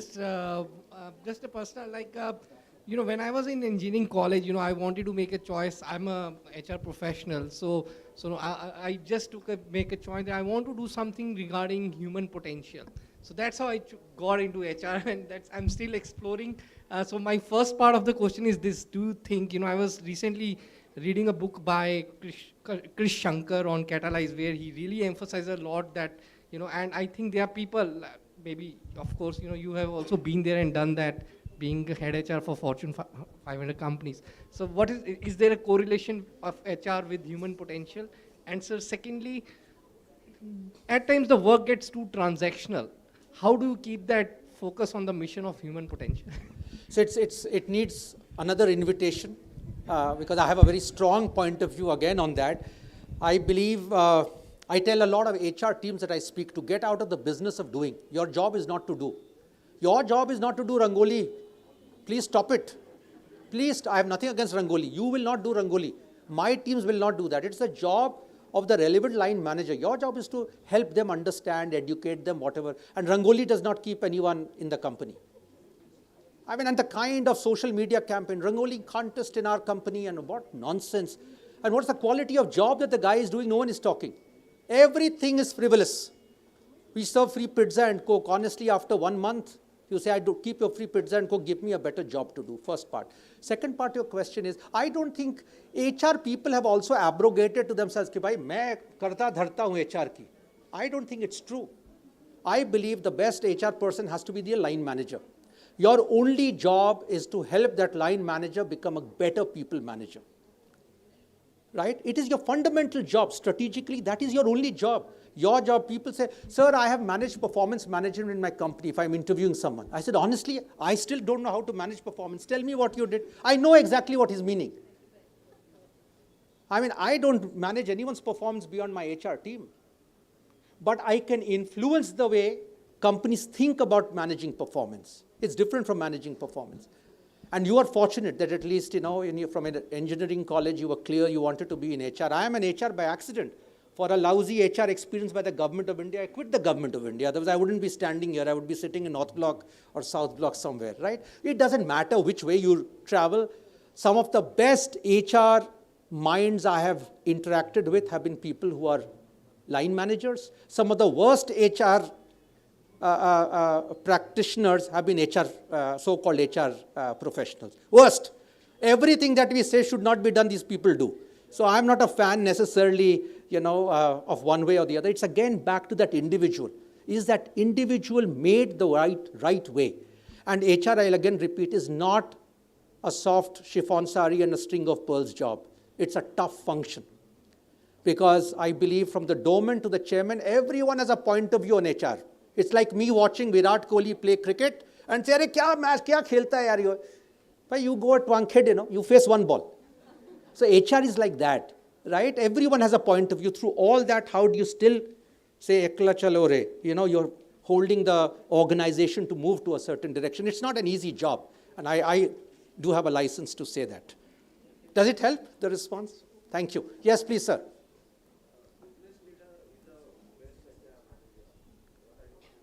Is not. I have not certified him as yet. My hope is that he should be. So I don't even certify most HR people as good enough for being in HR. So business to dur ki baat hai. Go ahead. Peter Drucker once said that culture eats strategy for breakfast. And lunch and dinner, Prabir said. Is it still relevant or they are going hungry? Well, if you eat one meal a day, it's fine. But for us in India, I feel it also eats it for lunch and dinner. But on a more serious note, and read some of my articles on this subject, I don't believe that culture trails strategy. You cannot talk strategy without talking culture. It's like when I ask people, one company was, at least in my tenure, an exception, where I told the chairman of the company, all our management meetings, I'll come to you, will start with discussing organization and people first. Others, where is the organization or people agenda? Right at the end, the last agenda item. Why are you expecting miracles when it's the last agenda item? You discuss finance first. Stay there. Why are you even putting it as a last agenda item? One company, one CEO actually was different. So as far as strategy is concerned, culture is an integral aspect of strategy. I believe culture is never stated. Kathak is part of Indian culture? Kathak? Yes. What if you were in the 10th century and I'd asked you, is Kathak part of Indian culture? You would have said, no, it came with the Turks. Culture is like a flowing river. Strategy also flows. And therefore, whenever you discuss strategy, culture must be discussed. So I don't believe that, the tail wagging the dog issue. You must treat culture as an integral aspect of choice of strategy that you want to do. Otherwise, nothing is going to happen to your strategy. Helps? Yes, you had a hand up. Yeah. Thanks, Prabir, for such a thought-provoking session. Thank you. Had a little question about, as you told about that leaders, we talk much about leadership, but we don't do much about the leaders. So as we want, I just want to have a little, through your lens, that exactly how should we approach where it should be more of a thought-provoking for them, rather than telling them this is the challenge and this is the challenge for them. Absolutely. So you're absolutely right. You cannot tell. You cannot tell a youngster, forget telling a leader. Right? So when someone calls me and says, Prabir, my CXOs, why don't you coach them? I said, if the guy is a mule, I can admit upfront, I can get him to be a better mule. I can't make him a stallion. I tell the client upfront, I can't. The problem is we start promoting and rewarding people for here and now, whereas leadership is about there and then. The culture of feedback is so missing in most organizations. In fact, in many families. If you are a parent, ask yourself, have you ever asked your child, how am I doing as a dad? How am I doing as a mom? Why not? You need Prabir to come and remind you?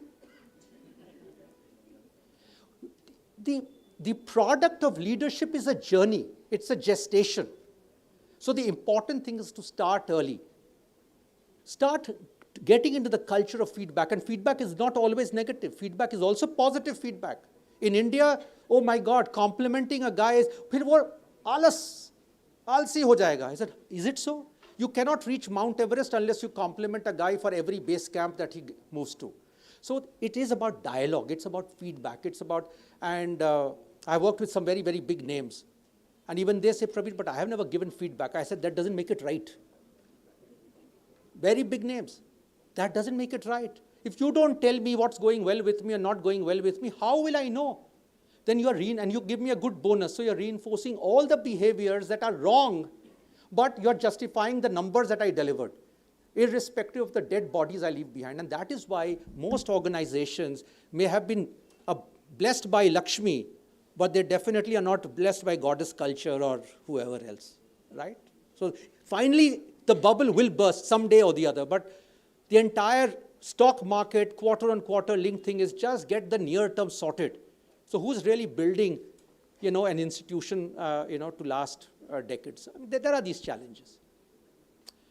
All right, so I think we are done. We have run out of time. So I'll be around for a little time. So if anyone wants to catch me on the other side. But thank you very much for inviting me. And you have a whole lot of very erudite speakers. So enjoy the day. Ask them the same questions, different questions. And hopefully we'll go back with some things to action on. Thank you once again. Bye-bye.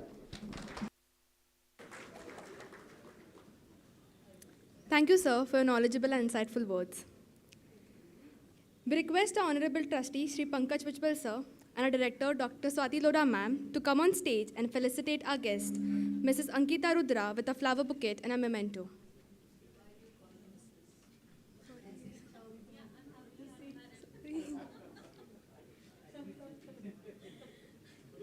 It's always safe to say miss when you are not sure, right? Thank you so much, Ankita. Ma'am.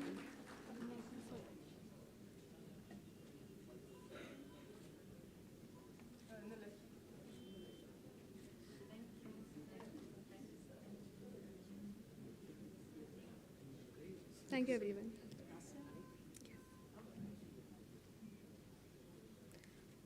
Now, I would like to introduce Dr. S.P. Das, Director of MET Institute of Management. Dr. Das has completed his PhD and MPhil in economics. He has a master's degree in finance and MA in economics. He is an IBBI registered valuer. I would like to call upon Mr. Das to share some of his few words.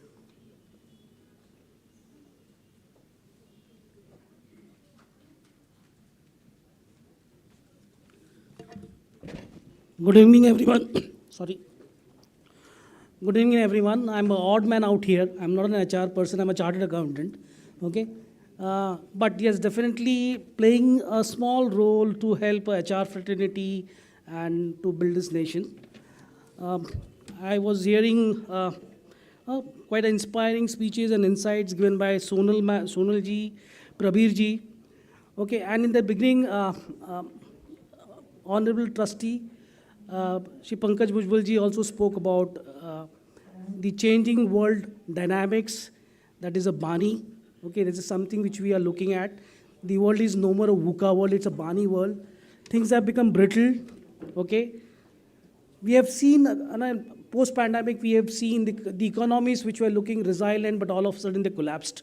Okay, here the example is Sri Lanka, which all of a sudden collapsed. We have seen a lot of anxiety across.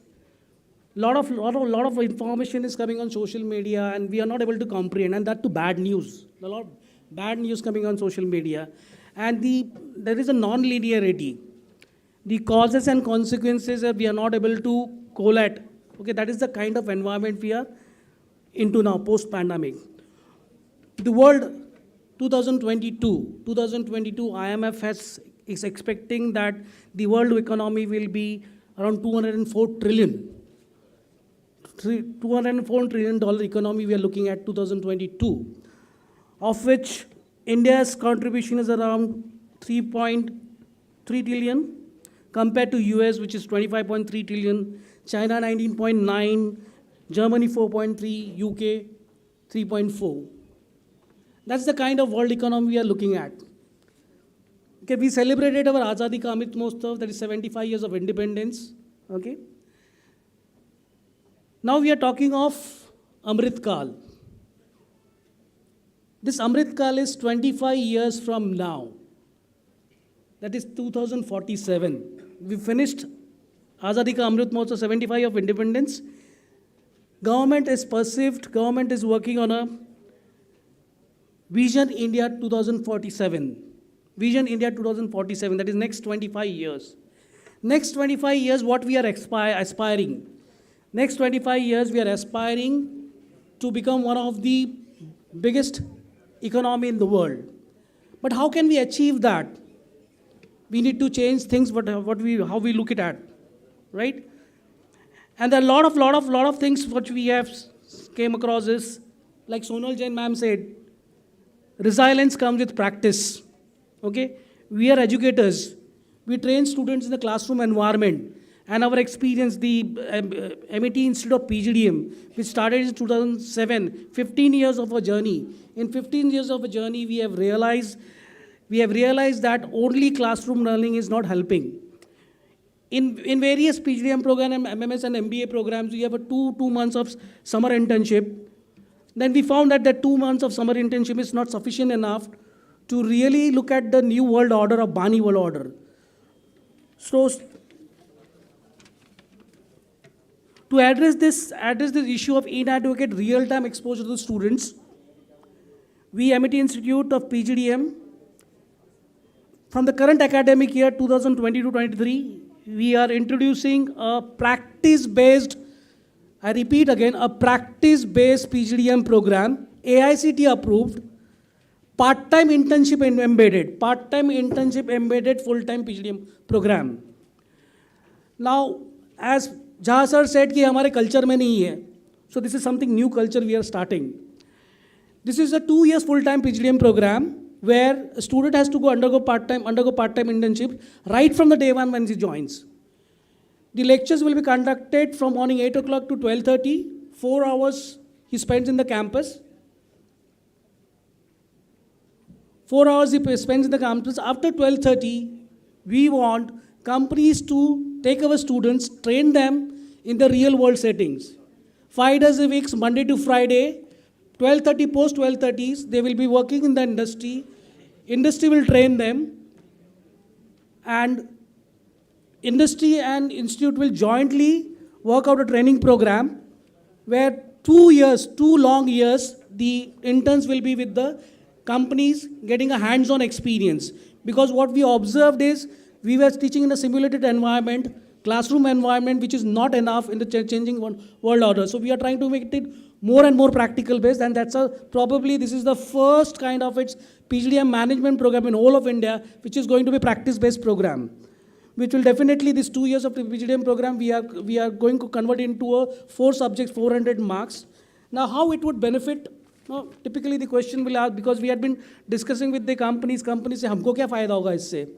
Okay, now there are few benefits we identified of this model is, first thing is you get an intern for a long-term period of, let's say, 18 to 22 months you have an intern with them, not for 2 months. So you can really give a constructive kind of a work to an intern. Constructive, it's a 22 months, 18 to 22 months, intern is available with you, though part-time. So grooming can be better skill sets can be developed, better managerial abilities, not just teaching leadership, but actually make them leaders by spending time with them and drawing out a detailed structured program.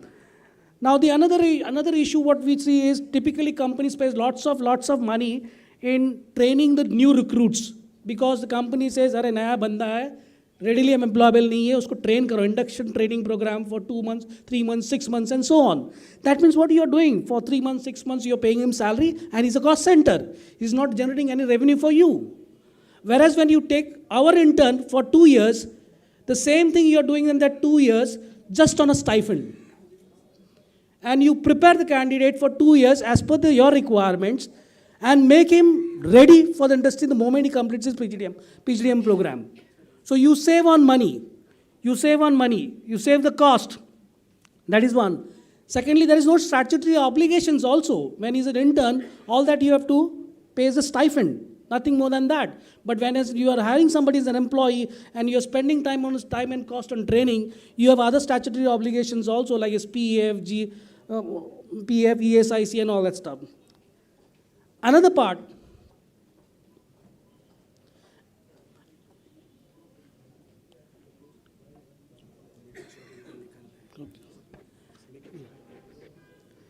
most important benefit of this is, where of course definitely at the board level this needs to be taken up. This 2 years of a training program can be treated as a CSR initiative of the company, because you are doing a structured CSR program under which you are giving a structured training for 2 years, and since they are interns, you can classify it as a CSR expenses under say a CSR initiative. So these are the things which we are trying to do. We are reinventing the management program, and we are trying to make it more practice based, so that industry themselves take our students, train them, make them industry ready before they complete their management program. Of course, there are a lot of challenges which can be ironed out. So I seek the support of the companies for this new initiative of changing the entire management education landscape, making it more practice oriented and making it internship based. We can meet over, you can contact me, my placement officer, we can work out the nitty-gritties for 2 years of an internship training program. We can have a very structured training program for this. And thank you so much, our Honorable Trustee Sir, Pankaj Bhujbal Sir, our mentor, Vishakha ji, Dr. Swati Lodha ma'am, Director of IOM, for offering me an opportunity or inviting me here to come and speak about our new initiative of the management program. Thank you so much.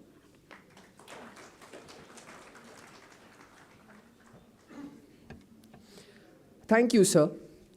I'm pretty sure that many of us have read several books or looked up to someone you'd have been glad to meet or talk to up close.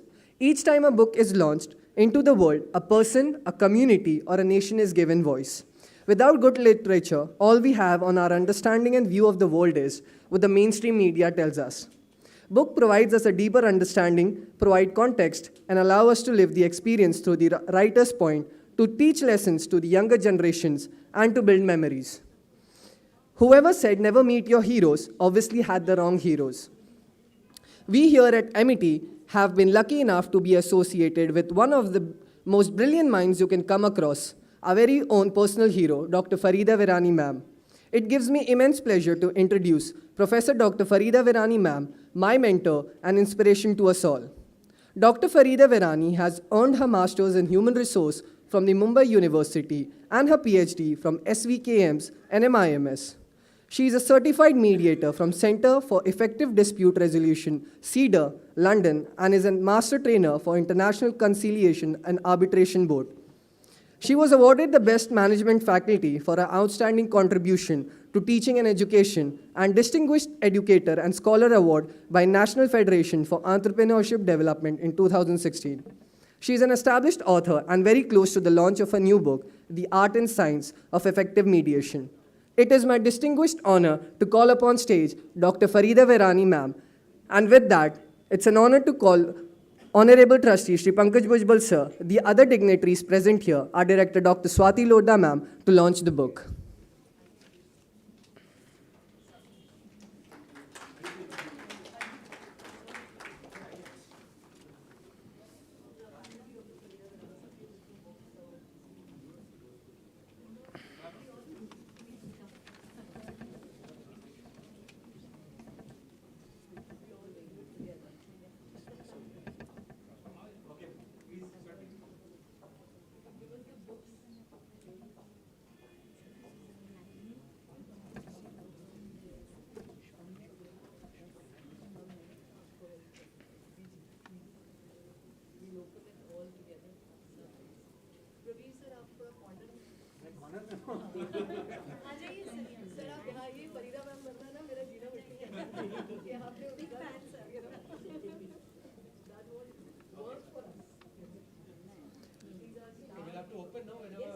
Now, I would request Professor Dr. Farida Verani ma'am, along with every dignitaries, to release the book.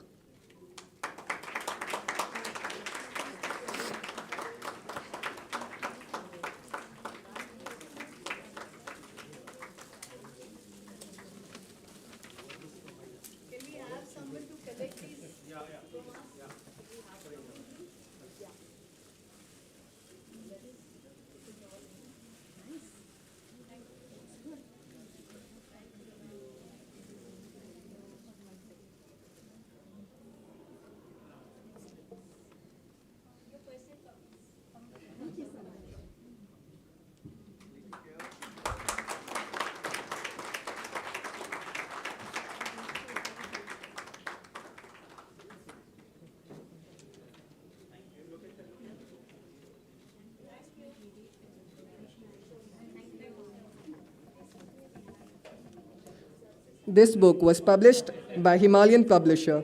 This book is also available on Amazon, and anyone who wishes to read can find it there.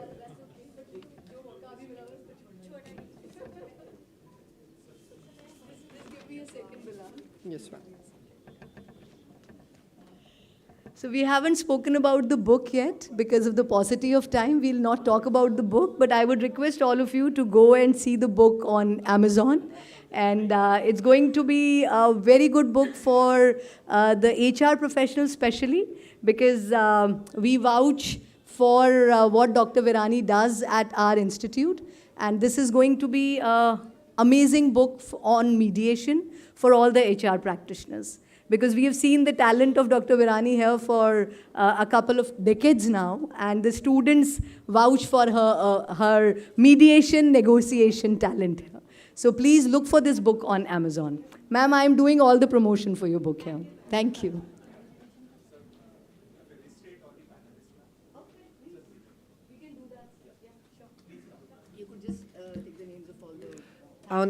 Yes, ma'am.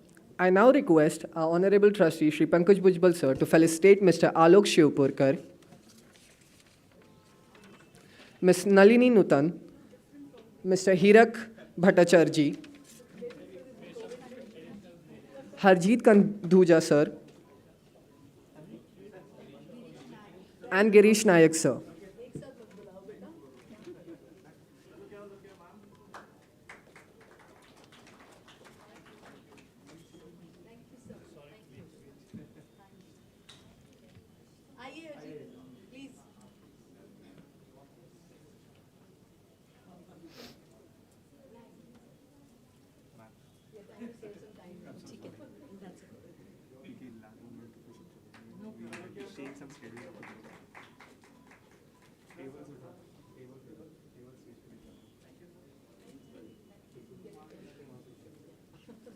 I now request ma'am and sir to felicitate Ms. Nalini Nutan.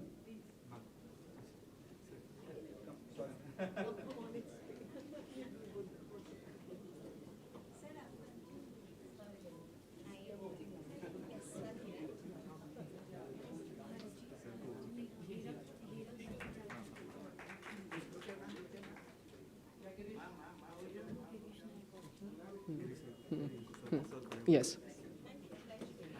I now request sir and ma'am to felicitate Hirak Bhattacharjee sir.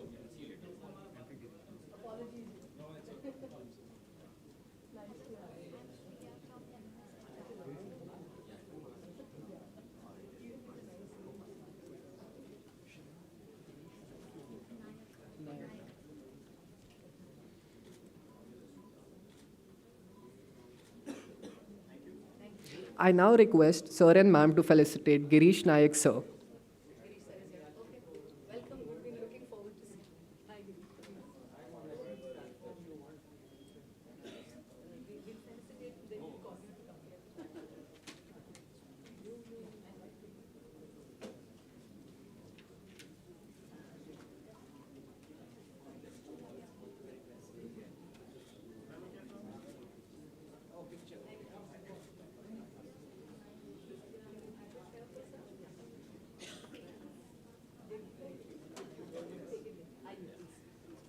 Thank you, sir and ma'am.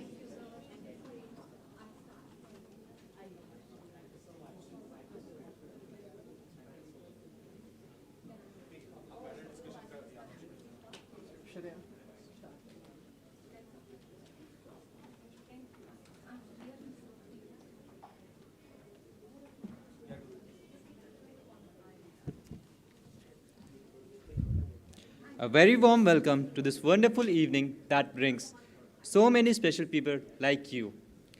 This is Pratik Bajpayee and my co-host Shriya Vanage. We both take the privilege of setting in motion the panel discussion. We all are concerned about the Great Resignation that describes the record number of people leaving their jobs since the beginning of the pandemic. After an extended period of working from home with no commute, many people have decided their work-life balance has become more important to them. So let's try and understand more about this trend from our panel experts. We would now like to introduce all our guest panelists present here. Our first guest panelist is Mr. Alok Shivpurkar. Mr. Alok Shivpurkar is the Executive Vice President, Head HR at HDFC Asset Management Company Limited. He has been associated with organizations like Tata Iron and Steel, Crompton Greaves, Cadbury, and AIG. Mr. Alok presently serves as the Chairman, Apex Advisory Committee, and Member Governing Council of SNDT University, Mumbai. He is a recipient of many awards like Rashtriya Sanman Award, IES Award for Creative HR Strategies, GNIMS HR Professional of the Year, and ICFAE's Global Thought Leadership Award, to name a few. Now, I would like to call upon stage Mr. Alok Shivpurkar.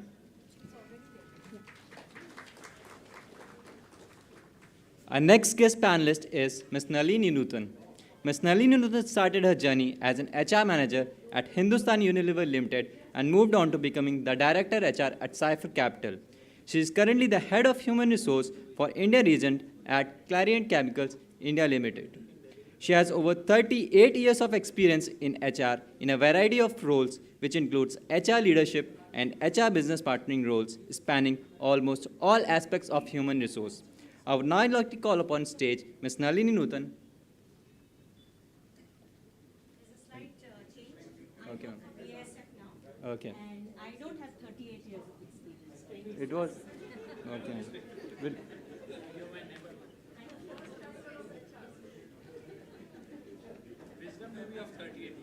It was. Wisdom is of 38 plus. Wisdom, yes, ma'am. Our next guest panelist present here is Mr. Hirak Bhattacharya. He is graduated from Ferguson College, Pune in 1996 and completed his master's in personal management from XISS Ranchi in 1998. He is a seasoned HR leader with over 24 years of experience across diverse industry sectors like FMCG, consumer sales, retail, and financial services. Currently, he is the head of human resource at Aditya Birla Sun Life Asset Management Company. I would like to call upon stage Mr. Hirak Bhattacharya ji.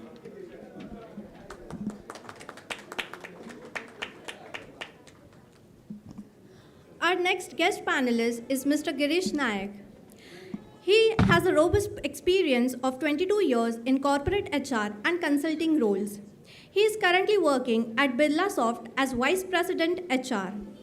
He was a HR head in companies like Cipla Biotech and Network 18. Over the years, he has developed great expertise in areas of HRM such as talent management, organizational design, business performance improvement, HRIS, and workforce planning. I would request Sir to come on the stage.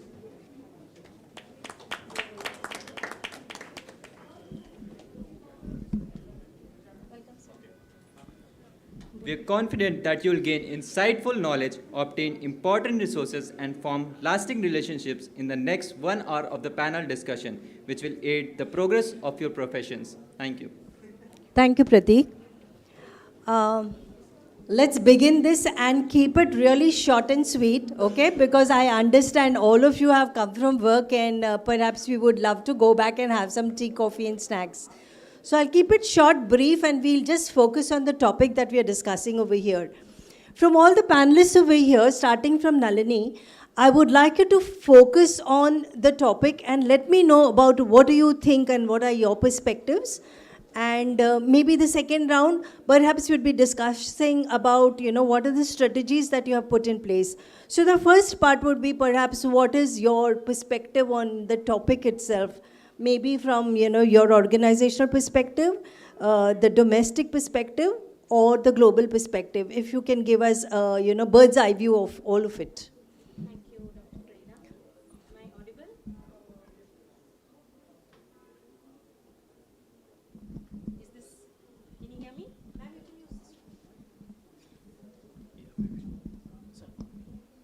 Thank you so much, Farida, and good evening. I work for BASF, which is the biggest chemicals company in the world. So if you ask me from a perspective of the company or the industry I represent, the Great Resignation might be reality, but not so much of a stark reality. I mean, to quote numbers, our attrition was about 5% last year. We are annualized 8% now, yeah?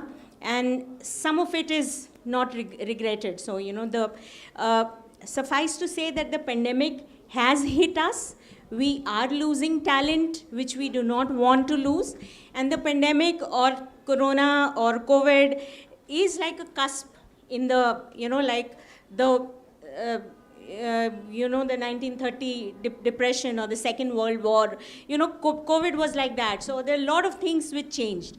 So I'm just going to briefly touch upon the Great Resignation story might not be true for India, because in India, the talent market for the past few years, unlike Europe and unlike the other mature markets, India has been a very vibrant talent market, as all of us know. There's no dearth of talent, people move jobs, there are people who have 2 or 3 offers concurrently. So we are fortunate enough to be in the cycle of time, in economy, in the cultural evolution of the world, that we are a rich talent market. Now, what is changing is, post-COVID, like the rest of the world, a lot of things are changing in India. Like I'll closer home in BASF. We had never, and this is true for most of the companies, we had never had so much dependence on technology. So the first thing which changed was the entire in-person experience of talent to the whole world of digital. So, people are more virtually recruited. We also have policies now around, like the recent policy which we changed was, we have location agnostic roles. So while you can work from anywhere in India, because of taxation reasons, you can't work from any other part of the world. But a lot of things are changing. We offer totally work from home jobs to totally hybrid to total office. And this is not just us, this is changed in the rest of the industrial or the commercial or the corporate world. The biggest thing which has happened, as I see it, is the choice to the employee. So as young people here who will be available to the industry and to business a year or 2 from now, the biggest explosion is, unlike people like us who have been lived in the, who worked in the past, we have great freedom and great flexibility as employees to demand your time, your energy, your location, the kind of terms you would work with, you would work 3 days, 5 days, the kind of things you would accept. So to my mind, that is the biggest thing which the pandemic and post-pandemic, that is, it has brought to the people. And that is where we also as corporates need to change.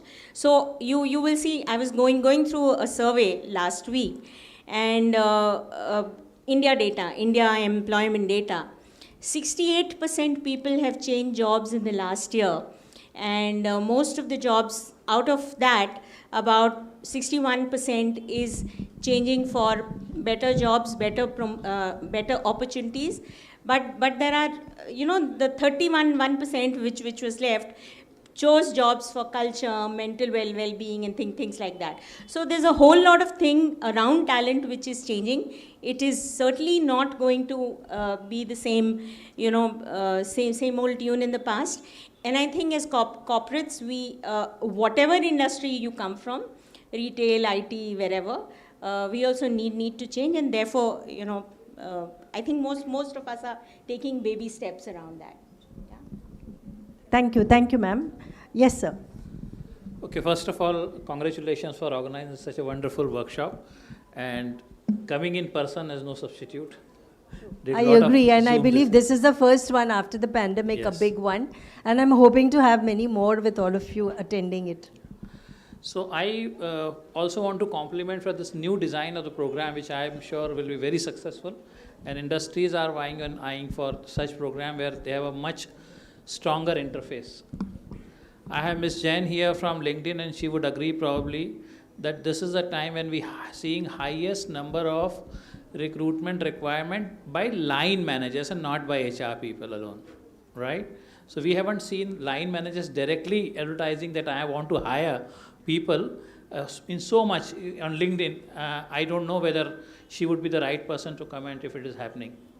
But let me tell you, attrition is not just affecting corporates, but also, so I was in the Madras Cafe the other day and I said, why don't you open a branch in Thane? Because Thane people have to come all the way to Matunga. He says, sir, labor nahi hai. And that's actually chole wala to chai wala to corporates to everybody and to academic institution, everybody is facing this great challenge. And I think the acceleration has happened because of the COVID, where people have got in touch with themselves. And today I was just talking to my daughter, and she came back from Tarsar Marsar track, and she said, Dad, I don't think I really need so much money. I need only something to feed me and food, shelter and clothes. And I said, look, this is the girl, she is bright, well qualified, and what is happening? So I decided not to touch the topic because it could be different meaning, So this is a very fantastic subject. My suggestion to students who aspire, whether in line business or HR, to really get guided by professors here to constitute one study, to see what is happening to the, as a research subject matter of research, and LinkedIn can be a great platform to support, because this is the subject which is going to bite all of us, okay? Because we are seeing today maybe 22, but when the world would look for talent and India starts exporting talent, would you really be able to retain your best people? Because first of all, finding people who would be staying and committing 9 to 5:30 for 365 minus holidays is very difficult to get, because nobody is sure of 6 months down the road.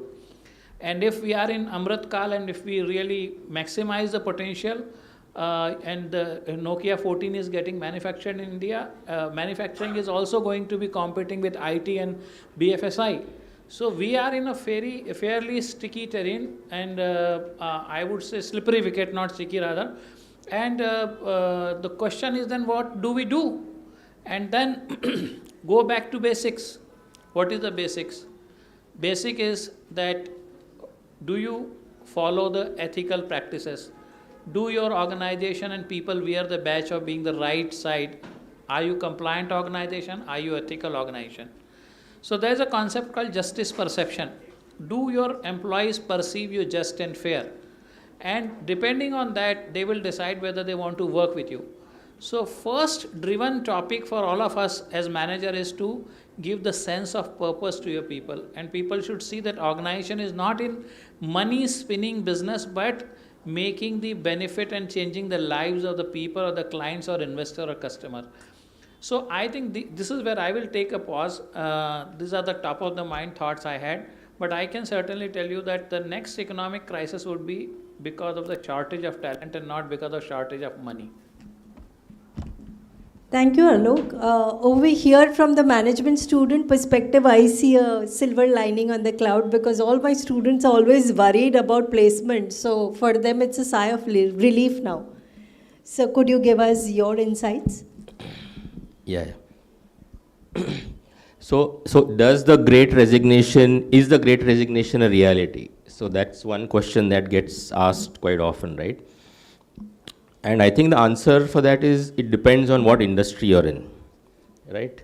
Like, for example, in BASF, it's not a reality. And if you see many such sectors, right, there is not much of an impact because of this phenomenon called the Great Resignation. So if we have to step back, right, let's take a step back and see when we started off on this COVID thing, right, the COVID journey, if you have to call it. Around March of 2020 was when all of us started getting hit by this news. It had started earlier in some countries, some other countries, but around March of that period is when we started seeing signs of COVID entering India, and the panic after that, right? We went into lockdown and all of that. What happened after that is, for 1 year, right, almost 1 year, we didn't know whether humanity will survive, right?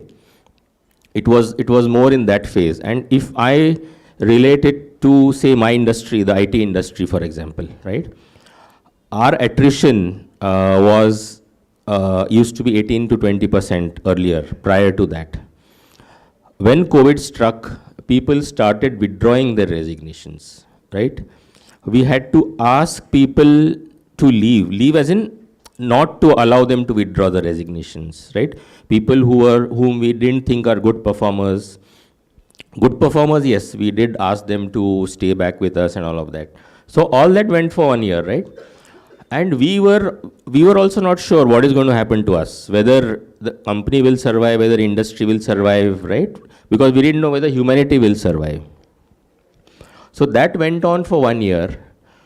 But if you see after that, right, whatever we went through, phase 1, phase 2, etc., what companies realized is people who are at the high end of technology, right, people who were able to deliver to us, because shops were closed, everything was closed. So companies who were able to deliver to our homes, who were able to manage that supply chain, etc., they were the ones who flourished. Flourished as in, you know what happened, right? You know what Netflix happened, what happened to various, Teams channels, all your video conferencing, what happened there, right?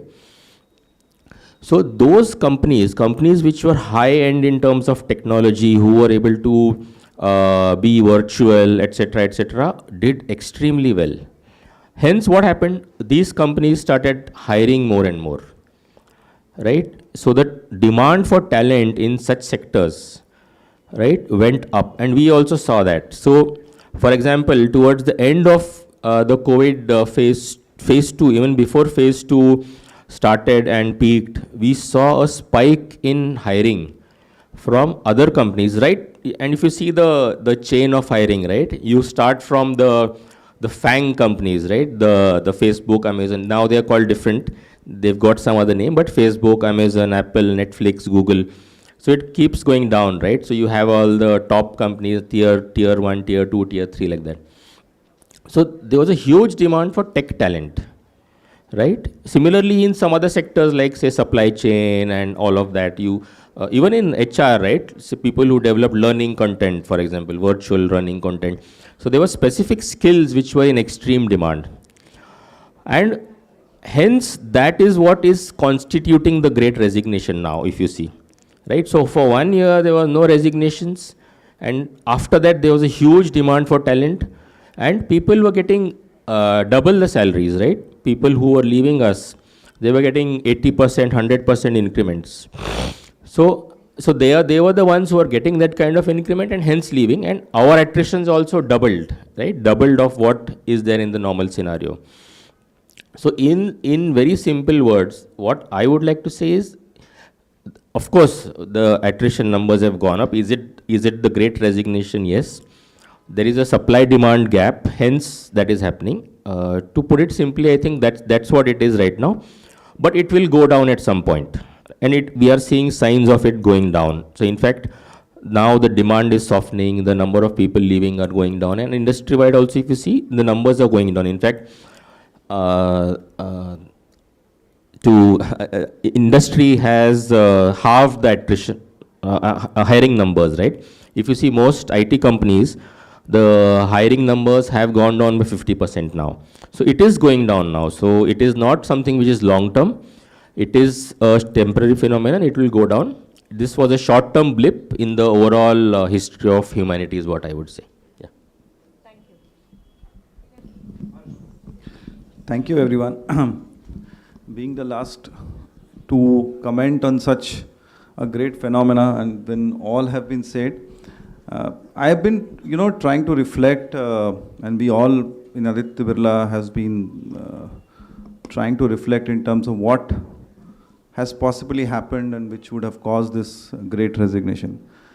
And it's very simple. So and rightly pointed out by my fellow colleagues here, is that industry-wise it has been different. So if you look at Aditya Birla in the manufacturing sector, talk about Hindalco or Ultratech, we've not faced such a big challenge in the townships where we were present. On the sales side, although in Ultratech, there have been challenges there in the attrition. But what I see, if I want to reflect here, it's a clear case of demand versus supply. 2 years of COVID actually, and I want to put this into 3 buckets, okay? If you analyze this, is basically capacity, capability, and culture. And if you break this up, you will be able to analyze that the entire problem lies with capacity, capability, and culture. And I'll tell you why. Capacity, because you did not have an employable pool when 2 years later, every industry wanted to scale up, because 2 years they were actually, the entire economy was stagnated. And once the stagnation was over, the economy started growing up. And once the economy opened up, every organization wanted to catch up, because 2 years they had not caught up in terms of, they were behind in terms of their growth curve. You talk about financial services, you talk about manufacturing, specifically IT. And why IT is because 2 years gave an introspection that digital is the way forward. And the demand for digital and IT became paramount, and therefore the demand clearly outplayed the supply. And you did not have an employable pool, so capacity was lacking. Absolutely, was just hit you on face in terms of that there was nothing there. The second is capability. 2 years of COVID, and this was a capability challenge which I feel has been there for a very long time. It just got accentuated in these 2 years. Is that if you look at where does the attrition happen, it generally happens at the front line, because 70%, 80% of your workforce lies in the front line. And your maximum attrition happens in the front line. So if you talk about IT, it would be developers. If you talk about financial services, sales. In manufacturing also, it will be sales. So mid-management was never made that capable to hold on to people from an emotional side. COVID totally released that aspect, and the entire emotional aspect was off.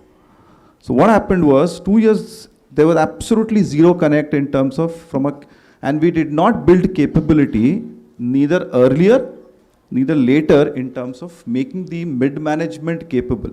Senior management is absolutely capable. Junior management, you are working, making them in terms of driving. The mid-management is where the entire organizations lost the battle. And that's where we did not bring the capability. The last bit is culture. Culture is that at any point of time, organizations did a lot of activities in terms of saying that, we will do digital engagement. We need to understand that human beings are a social animal. They would like, so if you see the kind of tourism that is back, people are traveling, holidaying, the revenge tourism, what is being talked about, everybody wanted to be physically in person. But organizations which have got delayed in terms of bringing people back to offices have faced the maximum brunt. You have to bring back people into offices. If you look at what Sundar Pichai has been talking about clearly right now, he's saying that he wants people. If you talk about Morgan Stanley, they're wanting to bring, we're saying that if you want New York salary, you need to come back. So it was causing a lot of pressure on bottom line for the employees, for the organizations also, that employees have to come back because productivity was hitting. So if productivity is hitting, profitability is hitting, and this is a vicious cycle which was going on. So I think what I see as a challenge is that this is a passing phase. We have gone through this phase. Things will settle down at this point of time, as rightly pointed out by you. But the larger challenge which is going to hit you now is that because to suffice the gap and the kind of hiring speed that you have got into, possibly the employable pool has not got created, so you would have hired, which will hit is your productivity. And organizations have to tremendously scale up in terms of building capability at frontline and mid-management to get the productivity curve up. Because this, while you pump in people, I still see organizations' productivity levels are still not there at this point of time. So that's where I see a bigger challenge, which is going to come. We have to work double hard in terms of making this, we should prevent this in terms of ensuring that doesn't hit the organizations in that manner. Thank you, sir. So with what I just heard, agility, flexibility are the name of the game. And secondly, also building capacities and capabilities are something that we should look forward to. With that, the next question that I would like to ask all the panelists over here are, in terms of people management practices and in terms of what we've learned from the pandemic, three things: what we stopped doing as people managers, what we continue doing as people managers, and what changes in our people management practices. If these three could be very shortly explained to us, what stays, what changes, and what is it that you would want to have as a strategic decision or strategic plan to put in place with what is happening around us. Anybody could start. Thank you. So what stays, what continues, and what stops, right? So I'll start from what stops. So BSF is a very male, old world kind of company which changes, which is changing and changing with time. I'm sure a lot of people would relate to that. Typical chemicals, manufacturing, male, you don't have a lot of women, not lot of D&I. But so therefore what we need to stop, and what we already have stopped doing, is to have the prescriptive old way of working. And therefore, the same thing which is that sir and ma'am, and a lot of, flexibility given to people. So what we have also stopped doing is, we have a completely flex work policy, which was unheard of in manufacturing chemicals company. So people have a choice to decide. A lot of people are deciding to come to work. We also have started, so what we've started is a framework, of very enabling policies. So I'm sure all of you have heard of, a lot of companies. Unilever, to start with, they have something of, a policy on women who undergo domestic abuse.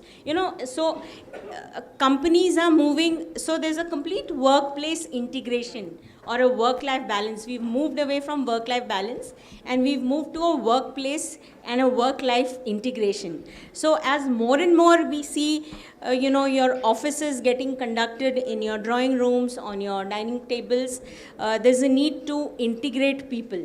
Yeah, integrate practices, integrate policies, where you kind of influence the entire work life, or back home. So some of the things. Then in terms of practices, we also, as I said, we are designing jobs which are which could be the gig, the new economy. So we are going gigs, sorry. We are moving away from very traditional rote-based roles to kind of flexible, part-time, those are the so there's a huge bit of work which is getting done on the job design. And just to start doing things, a long time ago, maybe a few years ago, we had done a survey on designing work and compensation systems. And there used to be a company which basically used 3 markers to define as to how will people get attracted and retained in those companies. And the markers were great jobs, great people, great rewards. Great jobs is about work, culture, all of that. Great bosses are people, or basically leadership. And great rewards is not just money and compensation, but the sense of purpose, what CSR the company is doing, what kind of culture is it. So a lot of our initiatives, a lot of things which we are designing are around those things. So companies, yes, do need to change, and I don't want to get into the Gen Z, millennials, the whole thing about talent, as some of your earlier speakers said, that there is no one-size-fits-all solution to the kind of people which will keep coming. You have to design different strategies, you have to have different plans, so you can't be prisoners of policy anymore. You do have to design policies, but you do need to see that, talent needs very, very different solutions for what their aspirations are in the coming future. So those are some of the things which we... I think a very pertinent question Madam has asked, and you have been put in a frame, forced choice. Okay, so let me tell you 2-3 phenomena which I have observed, and sometime I feel as HR person I was fortunate enough to get in touch with many people during this time and could observe some of the incidents which have happened. So, one thing was there before COVID, a lot of bank CEOs or large institution CEOs used to say that, boss, as long as brigadier and colonels are in place, soldiers will go and come. It doesn't matter. But this time soldiers have, put the table, they turned the table on the top management. 10 to 12 or 15 years, IT offered entry engineers CTC of 3.5 lakhs. And now they paid the bill for it. खाना खाया तो bill देना पड़ेगा ना boss. अब पूछने से क्या होता कि दाल मखनी खाई थी कि रोटी खाई थी, बिल भर दो. And now they are paying the price. Organizations which fail to invest in sensitive and mature critical middle have paid the price because they failed to engage with employees. Where HR was the job of HR have suffered badly. Organizations which were suffering ABC phenomena, what is ABC? Arrogance, bureaucracy and complacency, have suffered a lot. But where the organizations were purpose driven, they were doing something meaningful difference, they could attract, retain a talent. Not that they had no challenge, they had their own set of challenges, but there's a sense of pride and purpose, or they have been fair, they were on the right side. When an employee suffers an accident, what happens in your organization? Would your CEO call his wife, or would your HR head visit, or somebody, local person will deal with it? What happens if employee dies? There's an option for wife to get a job. Do you get contribution of 10, 15, 20 lakhs depending on the organization, and ensure that there's enough money for education and this? And those things which came naturally to the organization, they didn't have to advertise this on LinkedIn. Okay? Their employees knew and they knew, and it went on smoothly. But those who failed the principle of considering human as a resource and just thought as a capital have paid heavy price. So everybody across the board, for example, I will tell in my case, when we were opening the branches, because we are a mutual fund industry or banks, and I am fortunate to interact with the CHRO of SBI and HDFC and many other places. Who opened the branches? The people who were 10 years plus in the organization. They took the risk. Okay? The people who were just recently hired at 30% hike were not willing to go to branch. Okay?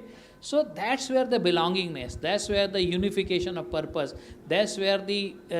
so one study says when the army soldier gives a supreme sacrifice on the border, they said it is for the nation, but nation is a much broader thought. He is quite confident that his company commander will ensure that his family is protected. Okay, they will get the benefit. And he is doing that for execution of order of that company commander who is sitting on the front. And not for, he doesn't think of parliament at that time.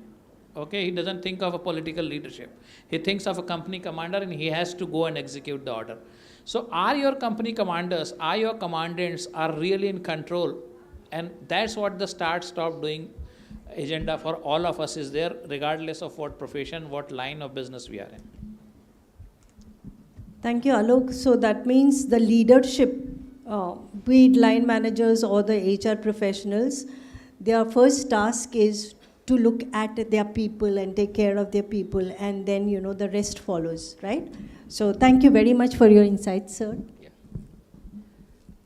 So I may make some controversial statements here, and this is for sake of discussion, right? It's not for any other publication. So what should companies and managers start doing, right? If I have to use one word, it should be they should start caring about employees, right? And that's what has been said in a way. Because when you really care about your employees and treat them like family or, your close ones, you will start looking at one is their well-being, right? Have they been taken care of, right? Are they facing any challenges at home? Like it was mentioned, what happens if somebody dies or somebody is ill, So first of all, care, right? So care about, and care has a lot of other things within it. So one is caring for the well-being, but also caring for their own careers and growth, which means right from the time somebody enters an organization, like a management trainee or any trainee, right? Are we giving them the right training, adequate training? Are we paying them the right amount? Like it was mentioned that IT industry was paying since the last 12 to 15 years, 3.5, 4 lakhs, which still continues. It has not yet changed.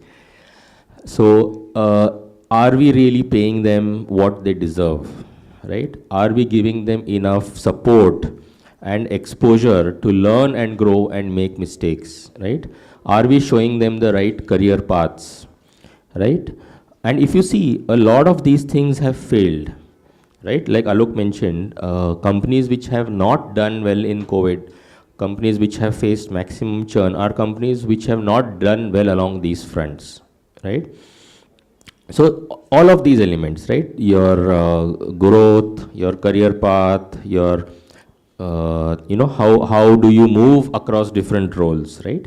People cannot keep doing the same thing for 5 years, 10 years, right? Every 2-3 years, is there a change in role that people see? So all of these things, the entire end-to-end spectrum of the people management aspect, right? And which has got more reinforced since COVID. And like was said earlier, even the business managers have now focused and started focusing more and more on people aspects, right? What should companies stop doing? If you ask me personally, they should stop focusing too much on profits and capital markets, right? Because, and this is the controversial statement I was talking about, because the moment you start thinking of profits, all your other decisions start getting impacted, because there are times when profits will go down. But does that mean that you start impacting your people aspect? Do you start firing people? Do you start cutting down on training cost, development cost, etc., right? So the moment you focus more on people and stop focusing only on profits, which unfortunately is the reality of today because of our capital market scenarios, because the moment profit goes down, stock price goes down, etc. But once companies have lesser focus on that, they will automatically focus more on other things which will give them long-term growth. That's why if you see many of these companies which are not listed, they are not so bothered about what the markets think about them, right? So they focus more on these other aspects, and hence they are able to develop a healthier organization, right? The simple way of looking at it is, if I am not well, do I starve myself and do I get weaker and weaker, or do I eat more, exercise and become healthy, right? So thinking of the long-term health of the organization becomes more important. So I think these are the two broad things I would say. One is start doing and second is stop doing. Thank you, Girish. Thank you very much for those controversial comments that you made. Interesting. I think rightly said that, for continue, I will still continue to maintain what my fellow panelists have said is taking care. At Birla, I think what we did during pandemic has actually helped us is We made the entire ecosystems to support our employees at any point of time.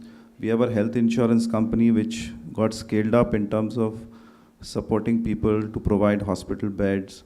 We created an app where you could, on live like an Uber, you could trace where hospital beds were available, where oxygen concentrators were available. So we ensured that at any point of time, employees were provided the kind of service at immediately, even if it comes at odd hours, and we continue to do that. We call this as Code Red. There are people who are part of the Code Red, and we empower them, and that's what we do to support our employees at any point of time as far as calamities are concerned. Second is that as a culture, and rightly pointed out by Alok, is that very important that you are perceived to be a fair, not only perceived, but you need to ensure that a very fair culture, a meritocratic culture, and that if I come in this organization, I will be valued in this organization and I will be taken care of. There is a sense of security which is there. What you should, I think, start doing, while we say that, that managers have to take care of employees, they have to be emotionally connected, a very contradicting view which I've seen is that organizations want managers to take care of their people, they want the managers to be accountable for the people, to ensure that attrition comes down, they need to be accountable. But every decision HR wants to hold. Hiring, HR wants to hold. Promotion, HR wants to hold. Talent management, HR wants to hold. But when it comes to delivery, it has to be the manager. And that's a shift that we are now taking as an organization, is that we are creating an empowerment matrix in terms of what the manager needs to be empowered on. So first step that we have taken is that hiring accountability is with them. They want to hire whatever they want to. There's a framework which we have created. Second is that whether interviews are actually making any sense or not. With interview, attrition is 60%. Without interview, attrition can't go beyond that. What is interview contributing to? So we are now looking at, and we have created it for a life insurance company, we've created it for a health insurance company. We're going to now extending it to our other financial services, including asset management. It's creating a scientific hiring scorecard. Basically, and it's very technology driven. So the person comes to the technology. There are certain questions which are asked by the bot itself. Couple of questions, and we understand, and there are certain attributes and demographics which are taken.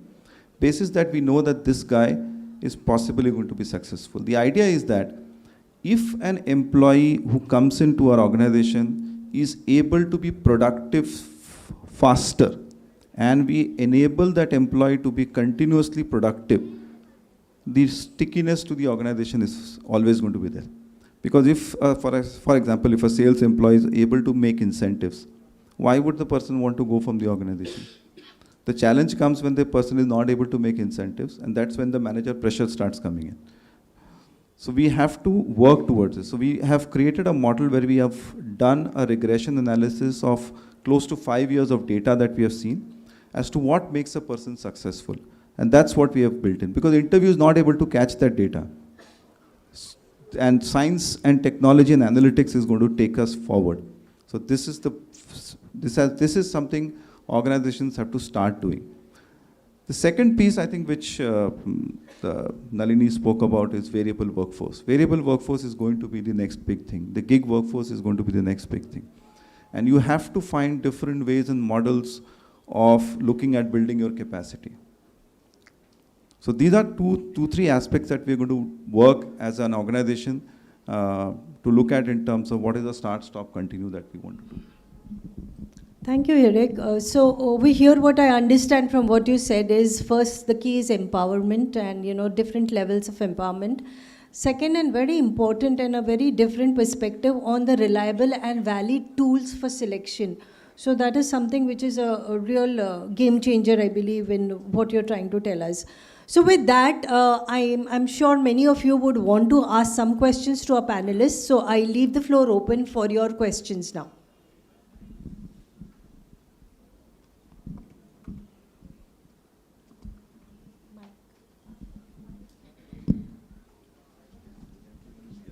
mic, please. Yeah, you can shout. Irrespective, HR does everything, for the organization.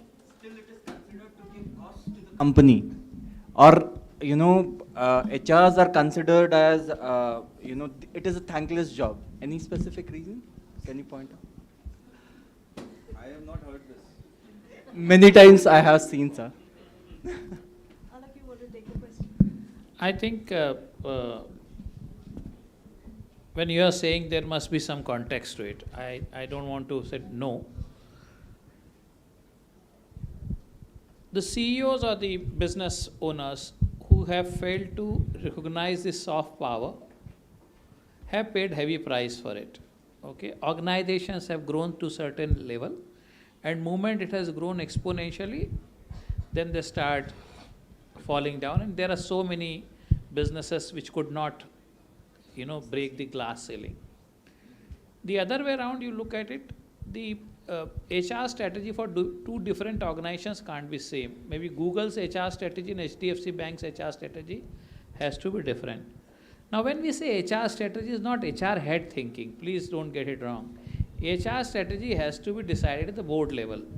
Okay, what is the economic value proposition you want to create, right? Because there has to be a financial justification for everything.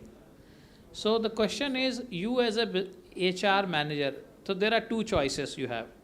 One is, I am HR manager, I don't know anything else. Then you go by the labor code and labor laws. Okay, but are you able to give the people solutions to business problems?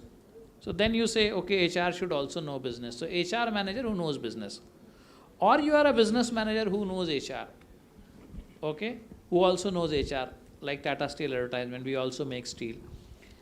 Today, HR is becoming so challenging task that businesses are even thinking, and today, at least in all the companies board, HR is on the board, okay. So, and I am seeing a lot of organizations, HR is on the board of the organization. Little late evolution for function, yes, it is true, but can you hold HR fraternity alone to the blame? Not really. It's like in one particular state, I don't want to name the state, ज़मीन मेरी पैसा मेरा architect कौन होता है? मैं ही architect, right? Then फिर क्या होगा? कमरे के अंदर से कमरा जाएगा, right? So then you have a choice, your money, your investors' money. But as you today take an IPO of 1,000 people and have no HR and take the money from the Ps. Try doing that, right? So therefore, this is becoming a very critical matrix for fundraising for investors and your people practices, especially in the ESG environment, where the governance and environment and the compliance is becoming an issue. So therefore, I think new matrices are coming. Fair dealing with employees is going to be a very critical matrix, and those who are not doing, we are seeing the consequences of it, right? We can certainly discuss more in detail. Don't want to hijack this event now. I agree with what Alok was saying. I'll add two bits to this in very aptly put.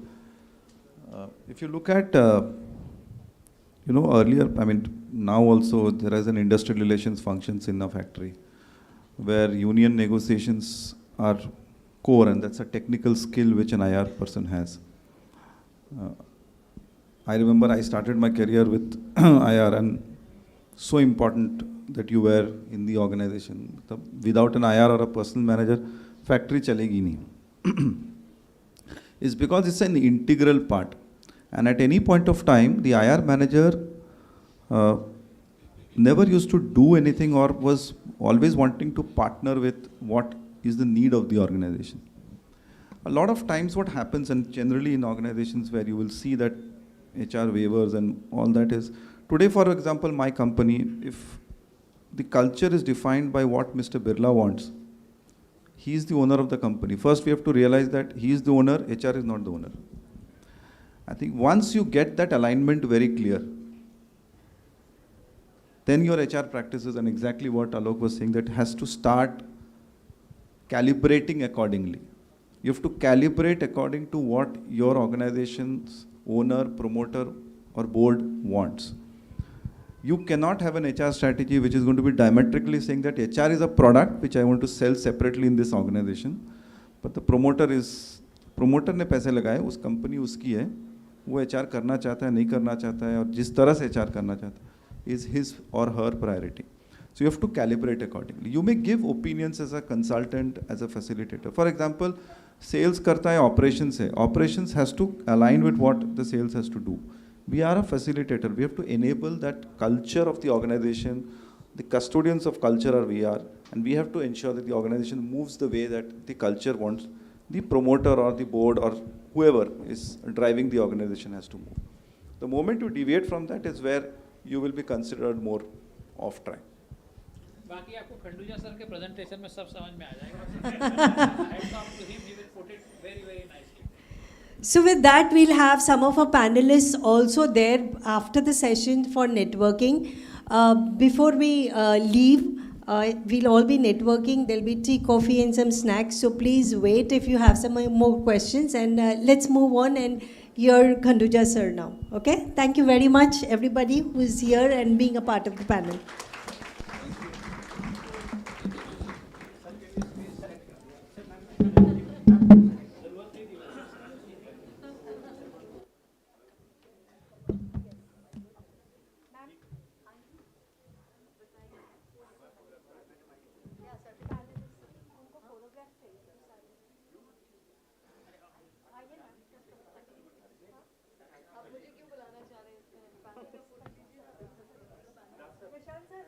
आप पीछे क्यों बैठे प्रशांत sir? आप पीछे क्यों? Complain है sir, इधर आइए.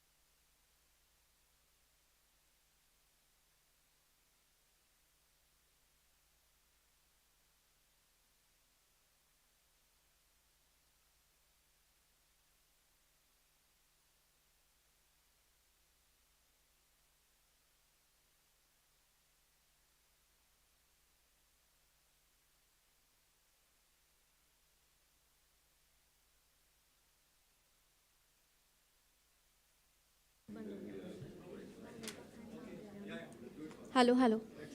Thank you all for your thoughtful views. I'm sure that the audience must have gained some insights from it. I would now like to introduce our last speaker of the day, Mr. Harjeet Khanduja. Mr. Harjeet Khanduja is an international speaker, writer, poet, visionary, influencer, and an HR leader. He is an alumni of IIT Roorkee and INSEAD. He is currently working as a senior vice president of HR with Reliance Jio. He has been conferred with HR Leadership Award, Pride of the Nation Award, HR Personality of the Year, Top 100 HR Minds, Global Digital Ambassador, and Global Learning Award. Mr. Harjeet has been LinkedIn Power Profile, Chicken Soup Writer, TEDx Speaker, Guest Faculty at IIM Ahmedabad, FWA Board Member, and Co-Chair of NASSCOM Diversity Committee. Sir, the stage is all yours.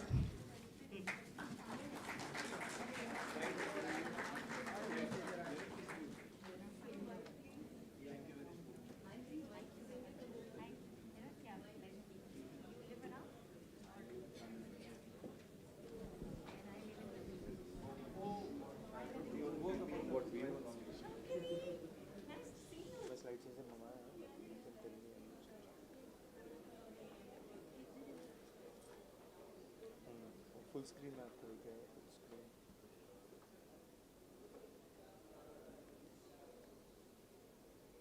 Two page view आ जाएगा. Full screen में हो रहा है. ठीक है चले? Sir एक-एक करके स्लाइड आप इससे चेंज कर पा रहे हो? मैं कर पाऊँगा. मैं कर लूँगा. हम जैसे बोलेंगे उस हिसाब से कर लूँगा. प्रोजेक्टर बंद कर. ठीक है कोई नहीं.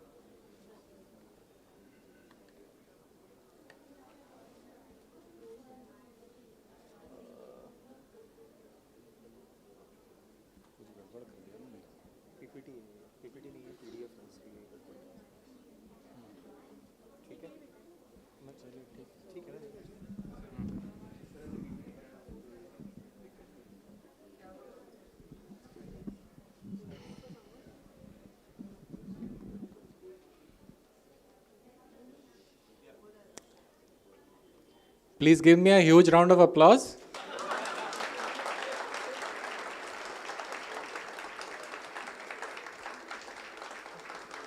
Guys, this is not huge. I said, please give me a huge round of applause.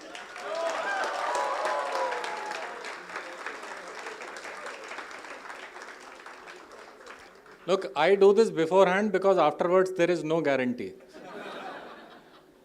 And frankly speaking, the panel sitting here, they have already said whatever I was supposed to say in the presentation.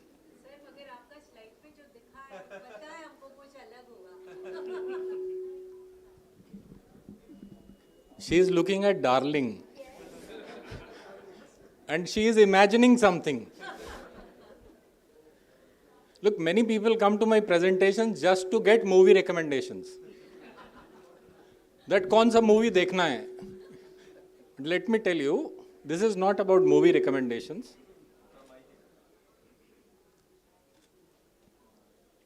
For past 3 days, I am studying that what is Great Resignation.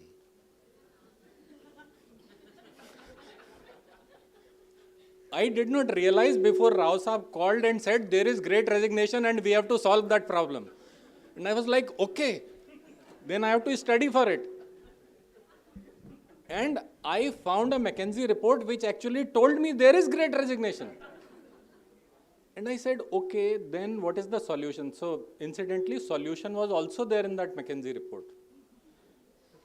So I'm presenting that McKinsey report to you in my own style. That is the difference. Otherwise, going through McKinsey report, I can tell you, it is so boring. So I was watching Darlings, and what I found was,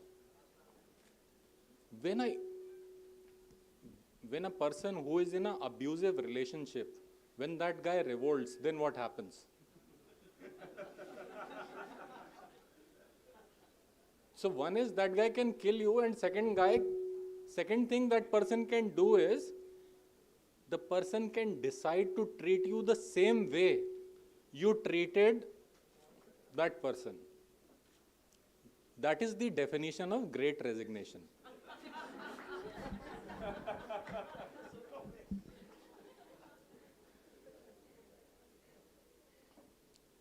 So let me set a couple of ground rules before we move forward so that you understand what I'm going to talk about.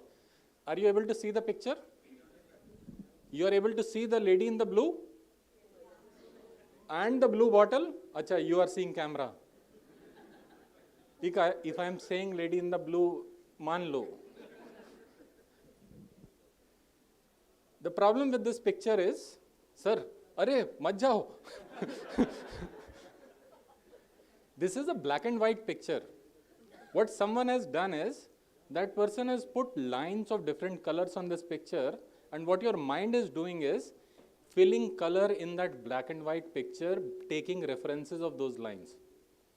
The mode of our presentation is going to be in the same manner. I'm going to draw some parallels, of course, using some movie references, and I will allow you to imagine, like the ma'am was imagining Darling. So you can imagine. And if it is coming from your imagination, you will definitely enjoy it. Actually, I called Rao Sahab. Baat kya karna hai? So he told me, Great Resignation, this, that. So I said, Rao Sahab, in short. So he said, pakana mat.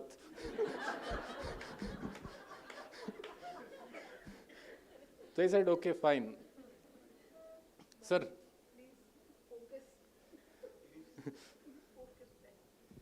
And this is the second thing. Life is all about, like I was not aware about Great Resignation because I was looking at life from a different view. And like our lady with the 38 years of experience, she was also saying, Great Resignation, where is it? Acha, haan. So life is all about how we see things. Please. This presentation has movie references. If you are not a movie goer, you will not be able to understand it. Sorry for that. Although no parental guidance is required for understanding this presentation, all the pictures which are used, copyright is with the owners. This is only for educational purposes. I am not getting any money for it. Fine? Clear. So statutory is gone.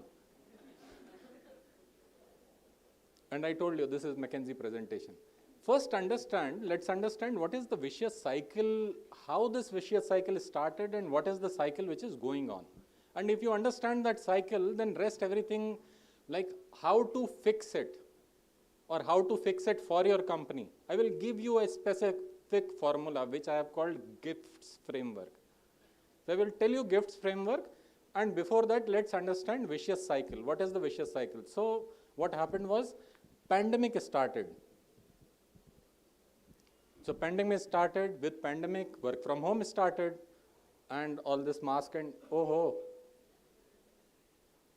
Then work from home started, and my wife realized, अरे ये आदमी तो office में कुछ करता ही नहीं है, ये तो सारा दिन बैठ के बात करता है. You know, my maid who was in the house, she told my wife, increase my salary. She said, why? He said, भैया जो काम करते वो तो मैं भी कर सकती हूँ. And I was like, means so much for like kind of leadership roles.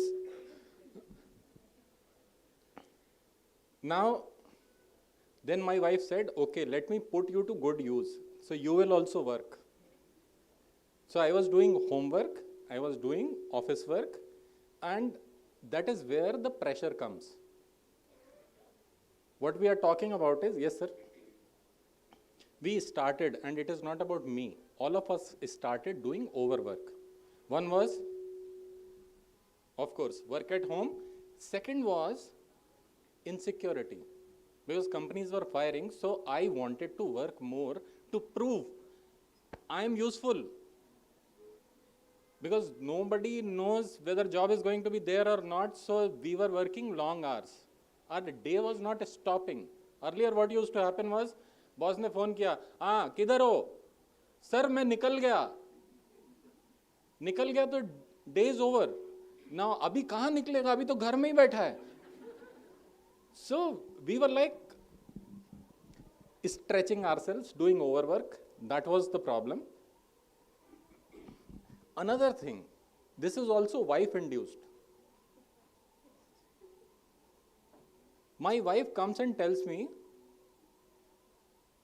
बाजू वाले का salary बढ़ गया, and I am trying to save my job. Then what will I do? I will come under more pressure, and I am trying to work on that. Okay, my growth is not happening, and once I start feeling my growth is not happening, I'm feeling I am left behind. What are my batchmates doing? What is everyone else doing? I want to catch up. That was the dilemma in the minds of the employees, that I want to catch up. And you know, Hari Sadhu, everyone talked about. Hari Sadhu is a favorite character. You know, na, I relate to Hari Sadhu very much, and some of you would have heard that, because my name is Harjeet. H for Hitler, A for arrogant, R for rascal, J for joker. Sorry, I should not embarrass myself on the stage, so I will not do that. The newer version of this is,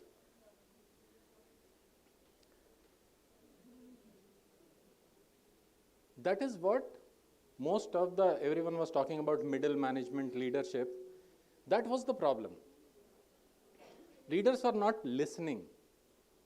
And they were saying, this is how things have been done, without understanding that the context has changed, the world around them has changed.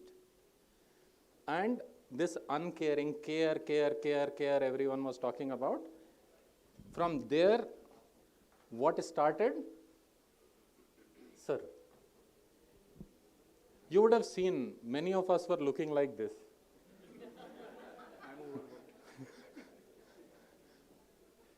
Like this guy was casted away on an island. We were on an island in our home. And we, even though we had shaving cream and everything, we were not making, we were like, Kabhi kisko dikhana hai? We will switch off the video. And that led to what we called as mental health era. And everyone was talking about, oh, mental health is a big problem. How mental health happened? Because of all these reasons. Overwork, I want to catch up, I want my increase. So there are a lot of pressures which are happening, which finally led to that loneliness is one of them. You might be underestimating loneliness. What happens is, when your work circle is cut off, you are not able to informally chat with them. Then it creates, you are not venting. And if you are not venting, you are not laughing, those water cooler talks are not happening, then it puts pressure on the brain. And when it puts pressure on the brain, then all of us become, and the problem we HR guys only created. We said mental health is an issue. Now the guy is already under pressure and he says, now these guys are telling me I am mad.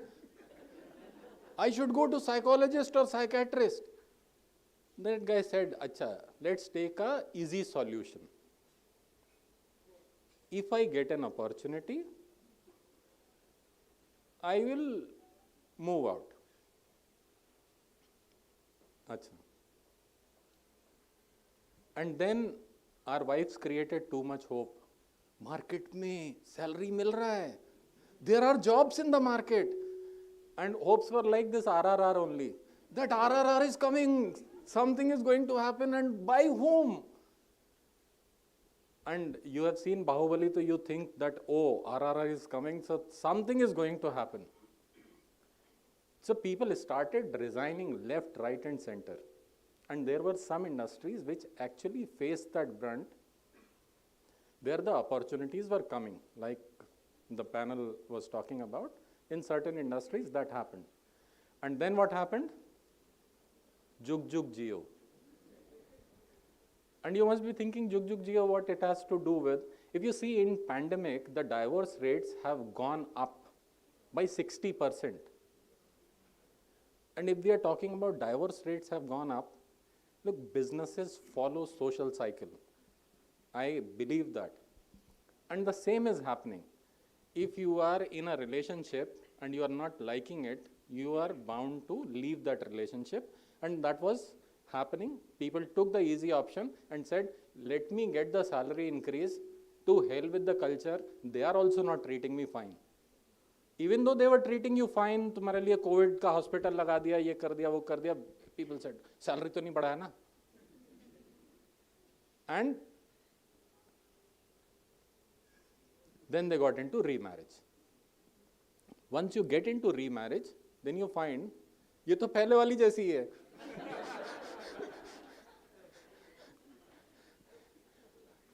And in this case, now you have a new circle whom you don't know, you have a pressure to perform.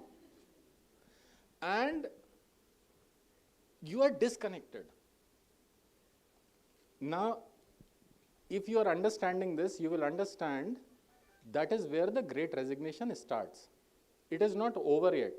If we are thinking people who shifted, they are happy in their new jobs, they are not happy in their new jobs, and many of them are thinking of leaving those jobs.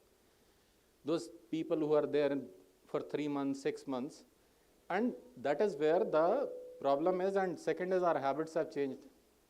I call a candidate and say, Acha, you want to join? He said, work from home karenge kya? And I said, no work from home, no work from home. He said, I will tell you, I will consider. I said, okay, fine, consider and tell me. And then I asked that candidate, okay, why do you want to leave?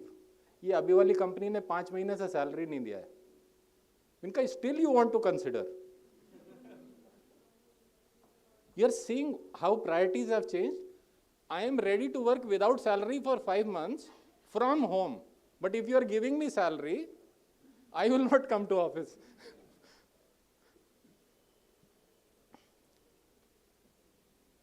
And problem is, now when people have got to those new practices, people have said, I will not go to theater, I will sit and watch Netflix, I will work from home.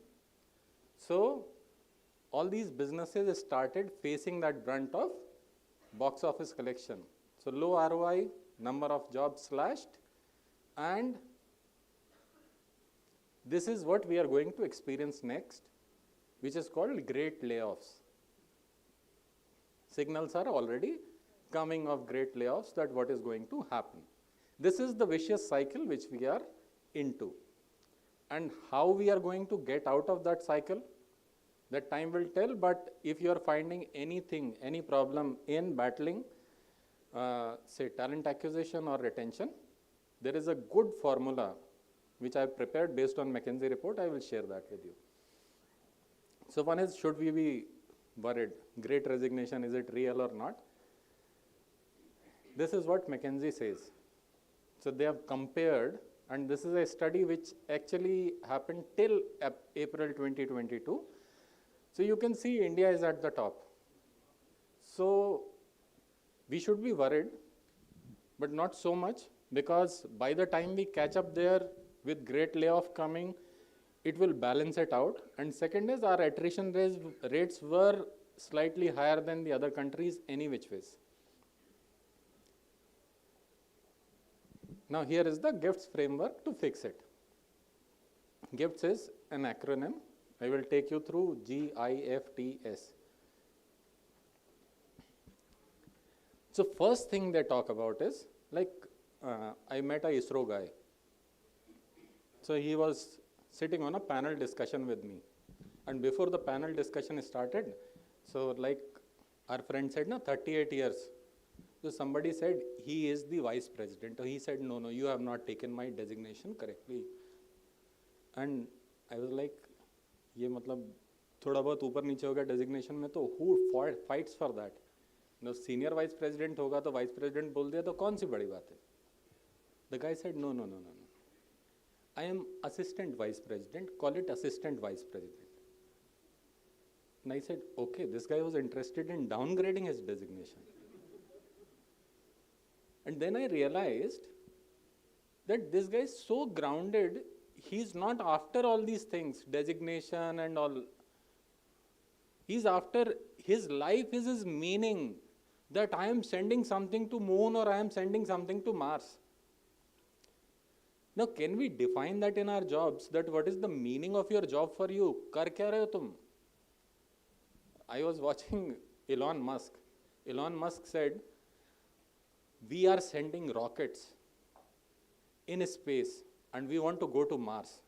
And there are best of our minds who are solving this problem. And I hate when I see somebody working on that you are putting a like, how to increase number of likes on a page. We should not be putting human minds on these kind of problems. We should solve real human problems. Problems for human race. Point is, bringing meaning to the job is the most important thing. If you can bring meaning to the work, and I am not saying that, I am just explaining it to you. This is what McKinsey says. Most of the people who are not able to, we are not able to retain, they don't find meaning in their job. They think, ये कुछ कचरा काम मेरे को दे के रखा, and why I am doing that, I don't know. Of course, second is that wife problem. उसका promotion हो गया, so you feel incompetent. अच्छा मेरा नहीं हुआ.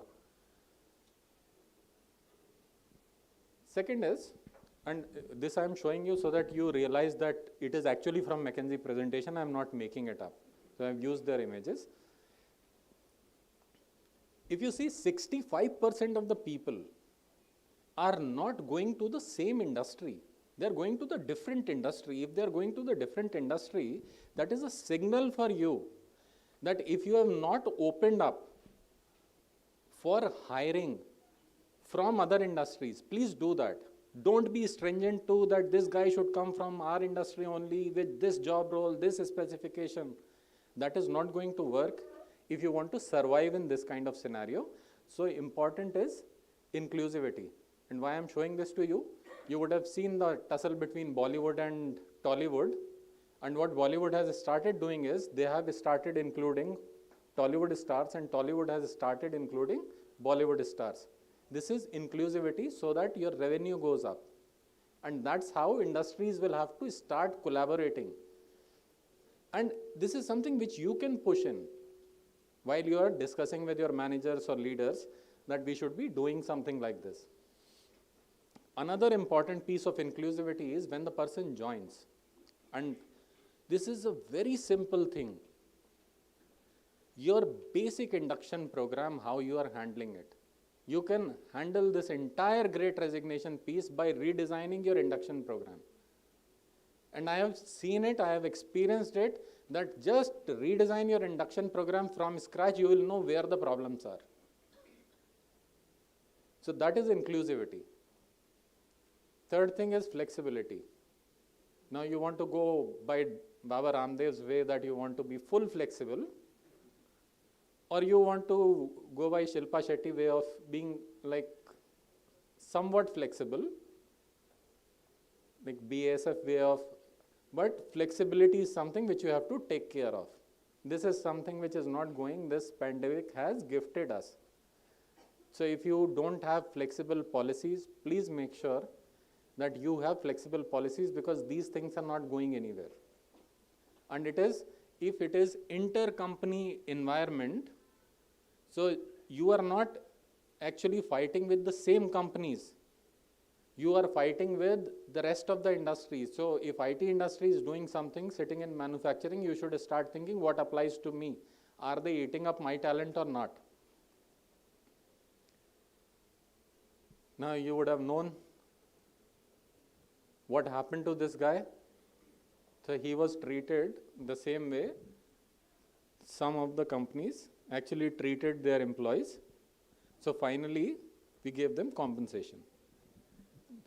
The point I'm making here is, for 2 years, because of business reasons, we did not increase the compensation to that extent. Now, what is happening is, flight tickets, just see, earlier what was 3,000 is now 6,000. Have you doubled the salaries? There is a serious need for compensation benchmarking or market correction. Otherwise, you will not be able to hold this scenario. So pick up the job roles which are vulnerable, which are critical for the company. I am not saying do it for all the 3.5 lakh people, ke sabka badha ke abhi 7 lakh kar do. Don't do that. Look which roles are important for you, where your resignation is higher. You will find your resignation high role are middle management roles. And what you need to do is, you actually need to educate your middle management roles. And it is going to be tough, like Prabir was saying. It is like this guy is standing and explaining the dean how to teach. Remember pre-Rajulization? Okay. Another piece which is important is, which like all of you are HR guys, so you know, psychological safety is something which is very, very important. It is not about whether the person is safe or not. It is about whether the person is feeling safe or not. So if you are kicking out people, the person is not going to feel safe. If you put too much expectations with people, they are not going to feel safe. They will feel overburdened and they will leave. Ke kuch gadbad hai. And once it comes, kuch gadbad hai, you will not be able to hold attrition. Hold town halls, tell them kuch gadbad nahi. This is the expectation. Educate your leaders. If you are having constant communication and town halls, chances of bringing this great resignation, whatever is happening, it is in your control, it is not out of control. That is the only point I am making here. And whatever I have told you, these are all doable points. One thing which we used to say, apne Q12, all of you would have seen. I was always intrigued that Q12 mein there is a question which says, do you have friend at work? And after that, what I have started doing is, especially in the new regime, I make sure if the person joins new, who is your lunch partner? If you don't give that person lunch partner, the person is lost. In the online environment, even if you are operating hybrid, just make sure the person has friends in your environment, else the person is not going to stick with you. And this is what McKinsey is saying. This is the summary of McKinsey. And again, for credibility. Otherwise, what it is saying is gifts. Growth, basically meaningful work. Inclusivity, flexibility, total compensation, and safety, psychological safety we are talking about. If you can take that home and implement some of it, so McKinsey guys will be very, very happy. And of course, you will for sure see the benefits, because some of these things I've practically tried and seen working. Baki to every company has its own burden and you have to carry your own burden. दम लगा के अरे जोर से बोलो, जोर से बोलो बोलते तो बोलते जय माता दी. So this is what I have to talk about. So like madam had a book, I also have a book. In case you guys have your mobile phones, what you can do is, you can open your mobile phones, go to Amazon, search. No, I am not asking you to buy the book. I am saying search for how leaders decide and put it in your wish list. And after that, I will call madam only, and she will select one lucky person who has done that, and I will give a signed copy of the book to that person here itself. Fine. So if you can take 2 minutes to just put it in your wish list, then I will ask ma'am.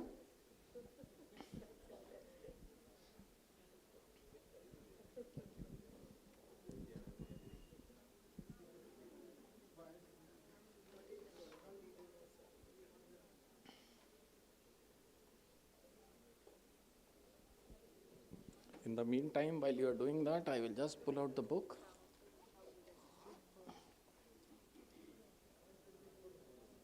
Okay, so I've bought it, right? Rather than putting it in the wish list, I've bought it. Oh my God, so nice of you, thank you. There are multiple suppliers. There are multiple suppliers. For that guy, it is one left in stock. I am asking you to put it on wish list. I am not asking you to buy. So would you like to come and just pick a random person, whosoever you want, and if that person has done it, Okay.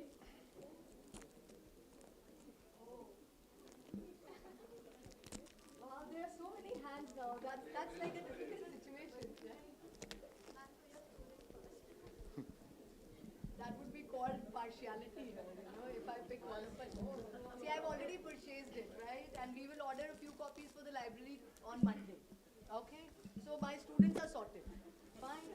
So then we can pick anyone from Harjeet. Why don't you do the honors now? No, I can't do that. You can't do that. How I love all of them. What will happen? You mean?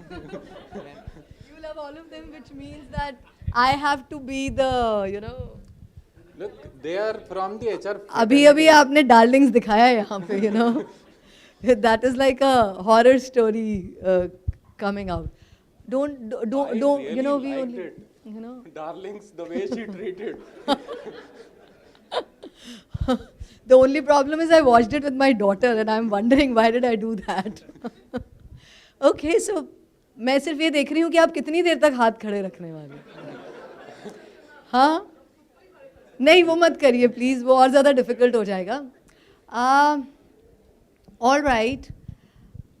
One person who has specs on. बाकी लोग हाथ नीचे कर लीजिए. All the people with specs on.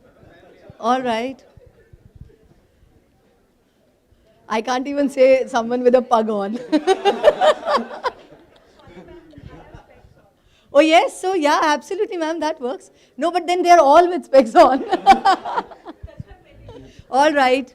One person with a watch on, specs and watch both. Oh, nice. Okay. All right, all right. What do we do next? और zero down कैसे करना है जल्दी? Color. Shoes. No, no, no. Jacket मुश्किल है यार, ऐसे मत करो ना. Okay, so shoes with brown color. Brown shoes. Brown shoes. You have. Okay, आ जाइए.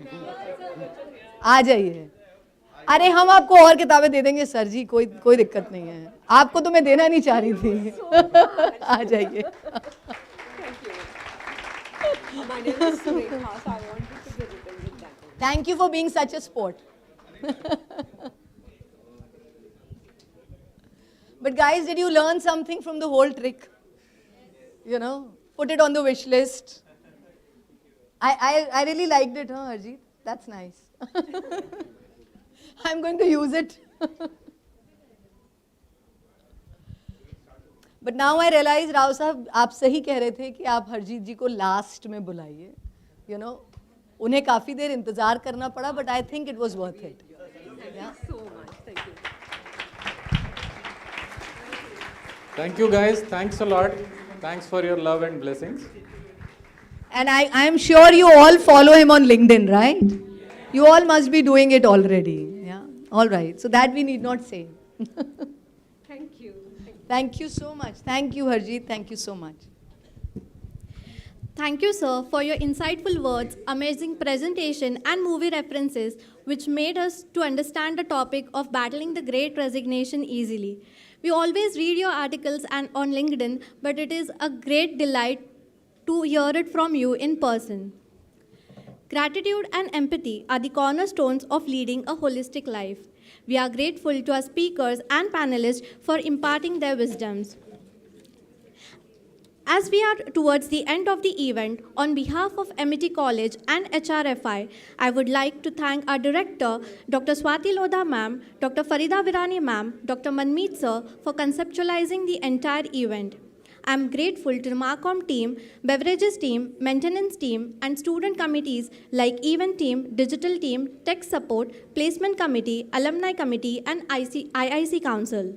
I want to thank all our faculty members for their constant support and motivation. Also, I would like to thank all the students for their participation. Thank you everyone for your gracious presence and making this event a grand success. We conclude. Before we move ahead, I have a small announcement to make. Refreshments have been served for our guests and students. I request our students to head to the silt area for our guests, it is served on the same floor. I request all the speakers to be on stage along with the faculties. I request all the faculties as well as the speakers for a group photograph, please. Tables ko aage le. I request all participants, we have refreshments being served in the registration area. Students can go to the still floor, which is on the ground floor, and the refreshments are there for them. I request all HR professionals and participants, please. And if you want to take selfie with your favorite speaker for the day, you can do so.